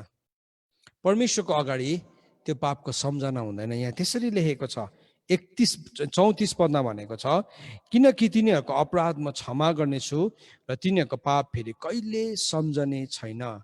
यिर्मया 31:34 पदलाई अहिले भर्खर मैले पढेँ। जब हामी हाम्रो पापलाई प्रभुको अगाडि स्वीकार गर्छौँ, मानिलिन्छौँ, प्रभुले नयाँ करार हामीसँग बाँध्नुहुन्छ अनि नयाँ करारमा चाहिँ परमेश्वरको व्यवस्था, परमेश्वरको वचन हाम्रो हृदयमा हालिदिनुहुन्छ। अनि जब हामी प्रभुलाई हाम्रो सबै कुराहरू भन्छौँ अनि हामी मानिलिन्छौँ, वचनले भन्दैछ परमेश्वरले हाम्रो अपराधहरू क्षमा गर्नुहुन्छ र हाम्रो पापलाई कहिले पनि प्रभुले सम्झनुहुन्न, कहिले पनि सम्झनुहुन्न। तर शैतानले चाहिँ के गर्छ, तेरो पाप तँलाई थाहा छ, अस्ति नै त्यो ठाउँमा गरेको पाप थाहा छ, एउटा सिन देखाउने बित्तिकै एउटा जबसम्म हामी त्यो पापकै ठाउँमा बसिरहन्छ नि, त्यसले त्यही सिन देखाइरहन्छ, त्यही सम्झनामा ल्याइरहन्छ, त्यही घटना बताइरहन्छ। आजदेखि तपाईँको वेदी जब निर्माण भएको छैन, शैतानलाई सम्झाउनुहोस्, आजको दिन 14 जुनको दिनमा मैले यो समयमा मेरो अपराधलाई मैले मानिलिएको हो, मेरो अपराधलाई प्रभुको अगाडि स्वीकार गरेको हो, तैँले मलाई यो पाप सम्झाउनु सक्दैनस्। जब पनि शैतानले तपाईँलाई त्यो पापको फोटोकपी लिएर आउँछ नि, ओरिजिनल कपी होइन, फोटोकपी चाहिँ त्यसकोमा पनि छ एउटा, त्यो फोटोकपी चाहिँ त्यसको हातबाट खोसाउनुहोस्, च्यातचुत पारेर त्यसकै अनुहारमा फालिदिनुहोस्, किनभने प्रभुले सम्झिनुहुन्न। तर त्यसको मतलब मैले पाप गर्दै फेरि क्षमा मागिँदा सम्झिनु हुँदैन रहेछ नि भनेको होइन। त्यो चाहिँ फेरि बाइबलमा भनेको चाहिँ नुहाइदिएको सुँगुर चाहिँ फेरि घरिघरि हिलोमै जान्छ। अनि म विश्वास गर्छु आज कुनै पनि सुँगुरसँग म बात मारेको छुइनँ भनिकन। अनि हामी चाहिँ प्रभुको रगतले हामी धोइएका, प्रभुको रगतले पवित्र गराएका सन्तहरूसँग बात मार्दैछु भनिकन म यो कुरालाई विश्वास गर्छु। किनभने वचनले भनेको छ, प्रभु यीशु ख्रीष्टले भन्नुभयो, मैले बोलेको वचनद्वारा चाहिँ तिमीहरू शुद्ध भएका छौ। जब हामी परमेश्वरको वचनलाई सुन्छौँ, त्यो वचन सुन्दा सुन्दै हाम्रो जीवनमा शुद्धाइ आउँछ। प्रभु यीशु ख्रीष्टले चेलाहरूलाई भन्नुभयो, मैले बोलेको वचनको कारणले गर्दाखेरि चाहिँ तिम्रो जीवनमा शुद्धाइ आउँछ। म तपाईँलाई आज सोध्न चाहन्छु, तपाईँले ज्योतिको पिताको कुरालाई सुन्नुहुने कि तपाईँले झुटको पिताको कुरालाई सुन्नुहुने? चुनाव आज तपाईँको हो। पोइन्ट नम्बर 11, यो लास्ट पोइन्ट सकेँ मैले। अन्तिम बुँदा तपाईँले कुन चाहिँ पिताको कुरा सुन्नुहुन्छ? याकुब 1:17 पद अनुसार हाम्रो परमेश्वर चाहिँ ज्योतिको परमेश्वर हुनुहुन्छ। अनि उहाँले भन्नुभएको कुरा चाहिँ उहाँले कहिले पनि अदल बदल गर्नुहुन्न। उहाँले एकपल्ट भन्नुभयो त्यो कुरा सही छ, कहिले पनि अदल बदल गर्नुहुन्न। तपाईँ ज्योतिको पिताको कुरा सुन्नुहुन्छ या झुटको पिताको कुरा? परमेश्वरको वचन यूहन्ना 8:44 पदले भन्छ, शैतान चाहिँ झुटको पिता हो। झुटको पिताले चाहिँ जहिले पनि तपाईँसँग आएर झुट बोल्छ, तेरो पाप क्षमा भएको छैन, तेरो अपराध क्षमा भएको छैन। जब तपाईँलाई त्यो भन्छ नि, एकछिन विचार गर्नुहोस्, हो साँच्ची नै क्षमा भएको छैन है? क्षमा भएको छैन, कुन कारणहरूले गर्दा क्षमा भएको छैन? प्रभुको वेदीमा आउनुहोस्, सङ्गतिमा आउनुहोस्, तपाईँको पारिवारिक वेदीलाई पक्का बनाउनुहोस्, त्यहाँ क्षमा माग्नुहोस्। तर यदि क्षमा भएको छ भने चाहिँ त्यसकोबाट त्यो फोटोकपीलाई चाहिँ खोसाउनुहोस्, च्यातचुत पार्नुहोस् अनि त्यसकै अनुहारमा फालिदिनुहोस्। किनभने परमेश्वरको वचनले चाहिँ भन्छ कि यीशु ख्रीष्टको रगतले हामीलाई क्षमा गरेको छ। सो आज म तपाईँलाई के भन्न चाहन्छु, यो पहिलो भेटघाटमा हामी यसरी प्रभुले हामीलाई भेट्ने मौका दिनुभयो। म तपाईँलाई भन्न चाहन्छु आज परमेश्वरको क्षमाको शक्ति चाहिँ ठुलो छ हाम्रो जीवनको दोषको शक्ति भन्दाखेरि। तर त्यो दोषको शक्तिलाई चाहिँ, त्यो दोषलाई चाहिँ जब हामी मानिलिन्छौँ, स्वीकार गर्छौँ अनि छोडिदिन्छौँ, परमेश्वरको क्षमाको शक्ति चाहिँ हाम्रो जीवनमा प्रबल हुन्छ। अनि उहाँले भन्नुहुन्छ, तिमीहरूको पाप सिन्दुरे रङको भए तापनि, गाढा राता रङको भए तापनि त्यो चाहिँ म धोएर हिउँ जस्तो सेतो र ऊन जस्तो सफा बनाइदिनेछु। म यस गरी तपाईँहरूलाई प्रार्थनामा अगुवाई गर्न चाहन्छु। तपाईँहरू जतिजना पनि यो मेसेजलाई सुन्नुभयो, आज परमेश्वरको वचनले तपाईँसँग बोलेको छ, म तपाईँलाई भन्न चाहन्छु, यस गरी हामी आफ्नो घुट्नामा आऊ, हाम्रो कुरालाई हामी प्रभुको अगाडि स्वीकार गरौँ, हामी प्रभुको अगाडि आफैलाई विनम्र तुल्याउँ। परमेश्वरको वचनले आज हामीलाई के भन्दैछ, यो वचन अनुसार हाम्रो जीवनमा कुन कुन क्षेत्रहरू हामीले भेटायौँ, जुन क्षेत्रमा आज हामी सङ्घर्षमा छौँ, जुन क्षेत्रमा हामी लडाइँमा छौँ, जुन क्षेत्रमा हामी दोषमा छौँ। अनि म यो प्रार्थना गर्दै गर्दाखेरि म यो विश्वास गर्छु आज धेरैजनाको जीवनमा परमेश्वरले नयाँ ब्रेक थ्रुलाई ल्याउन चाहन्छु। म तपाईँहरू कतिजना यस्तो व्यक्ति हुनुहुन्छ एकदमै फोहोरी सपनासँग तपाईँ जुझ्दै हुनुहुन्छ, यति साह्रो घिनलाग्दो फोहोरी सपनाहरू तपाईँले देख्दै हुनुहुन्छ। आज प्रभुले तपाईँहरूको जीवनमा त्यो ठाउँमा स्वतन्त्रतालाई ल्याउन चाहनुहुन्छ। कतिजना यस्तो व्यक्ति हुनुहुन्छ जसले प्रार्थनै गर्न सक्नुहुन्न, वचन पढ्नु बसे कि तपाईँलाई एकदमै केही कुराले थिचेको छोपेको जस्तै अनुभव गर्नुहुन्छ। वचन पढ्नु बस्दा, प्रार्थना गर्नु बस्दा प्रभुले आज त्यो एरियामा प्रभुले छुटकारा ल्याउन चाहनुहुन्छ। तपाईँको जीवनमा कतिजनाको यस्तो भत्केको कुराहरू छ, जुन भत्केको कुरा तपाईँलाई यस्तो लागिरहेको छ कहिले पनि बनिँदैन, होइन, प्रभुले बनाउन सक्नुहुन्छ। आज जब आफ्नो अपराधलाई मानिलिन्छौँ, प्रभुको अगाडि नम्र हुन्छौँ, परमेश्वरले त्यो कामलाई गर्न सक्नुहुन्छ। यस कारणले गर्दाखेरि एकैछिन हामी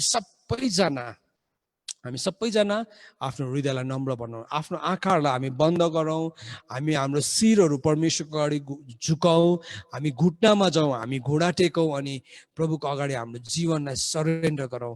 हाम्रो हातहरू उचालिकन अब आज हामी प्रभुलाई धन्यवाद दिउँ। एकैछिन सबैजनाले आफ्नो हातहरू उचालिकन मुख खोलिकन प्रभुलाई धन्यवाद दिनुहोस्। यो जीवनको लागि तपाईँले मुख खोलेर तपाईँको छेउको साथीले सुन्छ सुन्दैन नलजाउनुहोस्, अप्ठ्यारो नमान्नुहोस्, तर तपाईँले प्रभुलाई भन्नुहोस्, प्रभु तपाईँले मलाई दिनुभएको जीवनको लागि धन्यवाद, आजको यो मौकाको लागि धन्यवाद, तपाईँले मलाई दिनुभएको क्षमाको लागि धन्यवाद, पुत्र प्रभु यीशु ख्रीष्टको लागि धन्यवाद, जसले मेरो लागि यत्रो ठुलो बलिदान गर्नुभयो। प्रभु म तपाईँलाई धन्यवाद दिन्छु। प्रभु म मेरो कुरा तपाईँको अगाडि ल्याउन सक्छु, मेरो बोझलाई आज तपाईँको अगाडि बिसाउन सक्छु। हो प्रभु आज म फर्केर आउँदैछु। हो शैतानले मलाई धेरै दोष लगायो अनि त्यो दोषलाई मैले विश्वास गरेँ, अनि विश्वास मात्र होइन त्यही अनुसारको फेरि पुरानो पापको स्वभावहरूलाई मैले मेरो जीवनमा दोहोऱ्याइरहेको छु। त्यही कुराहरूतर्फ म ढल्किरहेको छु, म नराम्रो कुरालाई हेरिरहेको छु, सुनिरहेको छु, खाइरहेको छु, बोलिरहेको छु। तर प्रभु आज म वेदीमा यो सबै कुरालाई लिएर आउँदैछु। परमेश्वर तपाईँको वचनमा मैले सिकेँ आज कि यदि हाम्रो पापलाई हामी मानिलिन्छौँ भने, यदि हामी तपाईँसँग आफ्नो कुराहरूलाई छलफल गर्छौँ भने चाहिँ हाम्रो पाप चाहिँ सिन्दुरे रङको भए तापनि, गाढा राता रङको भए तापनि त्यो चाहिँ हिउँ जस्तो सेतो र उन जस्तो सफा तपाईँले बनाइदिनुहुन्छ। प्रभु म यस घडी प्रार्थना गर्छु, हेर्नुहोस् प्रभु तपाईँको छोराछोरीले गर्दै गरेको प्रार्थनालाई तपाईँले सुन्दै हुनुहुन्छ। हो प्रभु आज हाम्रो जीवनमा हामी थुप्रोपल्ट लडेका छौँ। हो प्रभु हाम्रो जीवनमा हामी असफल भएका छौँ। प्रभु हाम्रो आँखाले, हाम्रो कानले, हाम्रो मुखले, हाम्रो हृदयले, हाम्रो शरीर जो पवित्र आत्माको मन्दिर हो प्रभु, यो कुराहरूले पनि प्रभु तपाईँको विरुद्धमा हामीले पाप गरेका छौँ। प्रभु आज तपाईँको अगाडि आउँछौँ प्रभु, हाम्रो त्यो सिन्दुरे रङको गाढा राता रङको पापहरूलाई प्रभु आज तपाईँको अगाडि आइकन स्वीकार्छौँ। प्रभु यो भनिकन तपाईँको छोराछोरीले आफ्नो अपराधलाई आज यस गरी तपाईँको अगाडि मानिलिँदैछ। प्रभु धेरैजनाको हातबाट समयहरू फुत्केको छ, प्रभु विवाहहरू भत्केको छ, जीवनहरू तोडिएको छ। प्रभु आज बनिनु नसक्ने खाल्डाहरू बन्नेको छ, क्षमा गर्नु नसक्ने कुराहरू भएको छ। प्रभु तर आज म यो प्रार्थना गर्छु प्रभु, यो वेदीहरू फेरि पनि पुनर्निर्माण भएको होस्। प्रभु कतिजना धेरै टाढा पुगिसकेको छ, शैतानले यो भनिरहेको छ तँ फर्किनु सक्दैनस्, तेरो लागि आशा छैन। तर प्रभु तपाईँले भन्दै हुनुहुन्छ यदि तँ फर्किन्छस् भने म तँलाई स्थापित गर्छु। प्रभु तपाईँको स्थापना चाहिँ प्रभु यस घडी यो छोराछोरीको जीवनमा म बोल्दछु। लर्ड अफ फादर आज दोषको शक्तिलाई म नासरतको यीशु मसीहको नाउँ अनि रगतमा म टुक्रा टुक्रा हुने कमान्ड गर्दछु प्रभु। अनि तपाईँको वचन अनुसार प्रभु तपाईँ चाहिँ कन्ज्युमिङ फायर हुनुहुन्छ। तपाईँको वचन चाहिँ घन हो प्रभु। तपाईँको वचन यर्मिया 23:29 पदले भन्छ कि मेरो वचन घन होइन, कि मेरो वचन आगो होइन। प्रभु तपाईँको वचन चाहिँ घन हो, जसले चाहिँ ढुङ्गालाई पनि टुक्रा टुक्रा पार्छ। मानिसको हृदयहरू कठोर भएको छ होला, सम्बन्धहरू भत्केको छ होला प्रभु, तर तपाईँको वचनको घनले चाहिँ त्यो टुक्रा टुक्रा भएको होस् प्रभु। अनि त्यो घिनलाग्दो फोरी प्रभु साँच्चै नै यति साह्रो गनाउने प्रभु कुहिएको पापहरू छ होला, तपाईँको भस्म गर्ने आगोले चाहिँ त्यो जलेको होस् भनिकन म यस घडी प्रार्थना गर्छु। अनि एक एकजनाको जीवनमा म नयाँ छुटकारालाई घोषणा गर्दछु। यदि तपाईँको वचनले भन्छ कि यदि पुत्रले स्वतन्त्र गराउँछ भने चाहिँ स्वतन्त्र छ प्रभु। तपाईँको स्वतन्त्रता चाहिँ यहाँ भएको एक एकजनाको जीवनमा म बोल्दछु। लर्ड अफ फादर डरको जुवा प्रभु, शङ्काको जुवा लर्ड अफ फादर प्रभु तिक्तताको जुवा लर्ड प्रभु आज फेलियर असफलताको जुवाहरू चाहिँ तोडिएको होस् यो जीवनबाट अनि तपाईँको स्वतन्त्रतालाई चाहिँ प्रभु म यो जीवनमा म बोल्दछु यो जीवनमा म तपाईँको स्वतन्त्रतालाई बोल्दछु यो जीवनमा म स्वतन्त्रता बोल्दछु भत्केको सम्बन्धहरूमा प्रभु अब चङ्गाई आउन सकेको होस् प्रभु घरबाट टाढा बिच्केर गएकोहरू फर्केर आउन सकेको होस् यो वेदीमा आइकन प्रभु यो घरभित्र आउँदै गर्दाखेरि चाहिँ एउटा नयाँ वेदी प्रभु उनीहरूले देख्न सकेको होस् प्रभु प्रभु छ नि त्यो ठाउँको वातावरणहरूमाथि पनि म चङ्गाईलाई बोल्दछु धेरैजना प्रभु आज सपनामा फोरी सपनाहरूले सताएको छ त्यसको जुवालाई म यस गरी नासरतको यीशु मसीहको नाउँ अनि रगतमा म टुक्रा टुक्रा पार्दछु पवित्र आत्मा पोर्नोग्राफीबाट आएको रङ म्युजिकबाट आएको अनि जुनै पनि बातचितहरूबाट आएको गलत कुराहरूबाट आएको त्यो सबै जुवालाई यशया 10:27 पद अनुसार अभिषेकको कारणले गर्दाखेरि टुक्रा टुक्रा हुने कमान्ड गर्दछु अनि तपाईँको स्वतन्त्रतालाई म बोल्दछु स्वतन्त्रतालाई बोल्दछु यसै गरी प्रभु तपाईँको शुद्ध पार्ने पानी चाहिँ एक एकजनाको घरमा एक एकजनाको जीवनमा यसै गरिदेखि बग्न थालेको होस् अनि प्रभु तपाईँलाई महिमा भएको होस् धन्यवाद प्रभु तपाईँले गर्नुभएको लागि प्रभु तपाईँको वचनले भन्दछ पहिलो यूहन्ना 1:7-8-9 पद अनुसार जब एउटाको सङ्गति अर्कोसँग हुन्छ अनि जब हाम्रो अपराधलाई हामी मानिलिन्छौँ तब थुमाको रगतले चाहिँ हाम्रो पापलाई धुन्छ भनिकन प्रभु यस गरी तपाईँको छोराछोरीले आफ्नो जीवनको जुन अपराध गल्तीहरूलाई मानिलिएको छ प्रभु तपाईँले त्यो सबै पाप अपराधलाई प्रभु तपाईँले धुन्दै हुनुहुन्छ अनि प्रभु अब जुन दोष पत्रहरू शैतानले देखाउँछ त्यो दोष पत्रलाई चाहिँ खसाउने अनि च्यात्ने सामर्थ्य एक एकजनाको जीवनमा प्रभु म खोली माग्दछु पवित्र आत्मा साँच्चै नै जुन कुरामा उनीहरूको जीवनमा दोष लाग्न सक्छ श्राप आउन सक्छ प्रभु त्यो कुरालाई आजको बेलुकीदेखि रियलाइज गर्न सकेको होस् पवित्र आत्मा तपाईँले सम्झनामा हालिदिनु हुँदाखेरि क्षमा माग्न सकेको होस् तपाईँको अगाडि झुक्न सकेको होस् किनभने जब तपाईँले हाम्रो अपराधलाई क्षमा गर्नुहुन्छ तपाईँको वचनमा हामीले सिक्यौँ कि प्रभु तपाईँको अगाडि त्यसको सम्झना हुँदैन प्रभु यर्मिया 31:34 पदमा अनि प्रभु यशाया 43:25 पदमा लेखेको छ कि तपाईँले हाम्रो अपराधलाई फेरि पनि सम्झनुहुन्न आफ्नो नाउँको खातिर प्रभु हे पवित्र आत्मा तपाईँको त्यो स्वतन्त्रतालाई म हर एक जीवनमा बोल्दछु खोलिएको होस् धन्यवाद प्रभु यो सङ्गतिमा आज जतिजना पनि मानिसहरू जहाँ जहाँबाट जोडे म एक एकजनाको जीवनमा म तपाईँको आशिष अनि अभिषेकलाई बोल्दै माग्दछु आशिष पुत्र प्रभु यीशु ख्रीष्टको जिउँदो अनि पवित्र नाउँको बाटोले आमेन आमेन सबैजनालाई जय मसीह।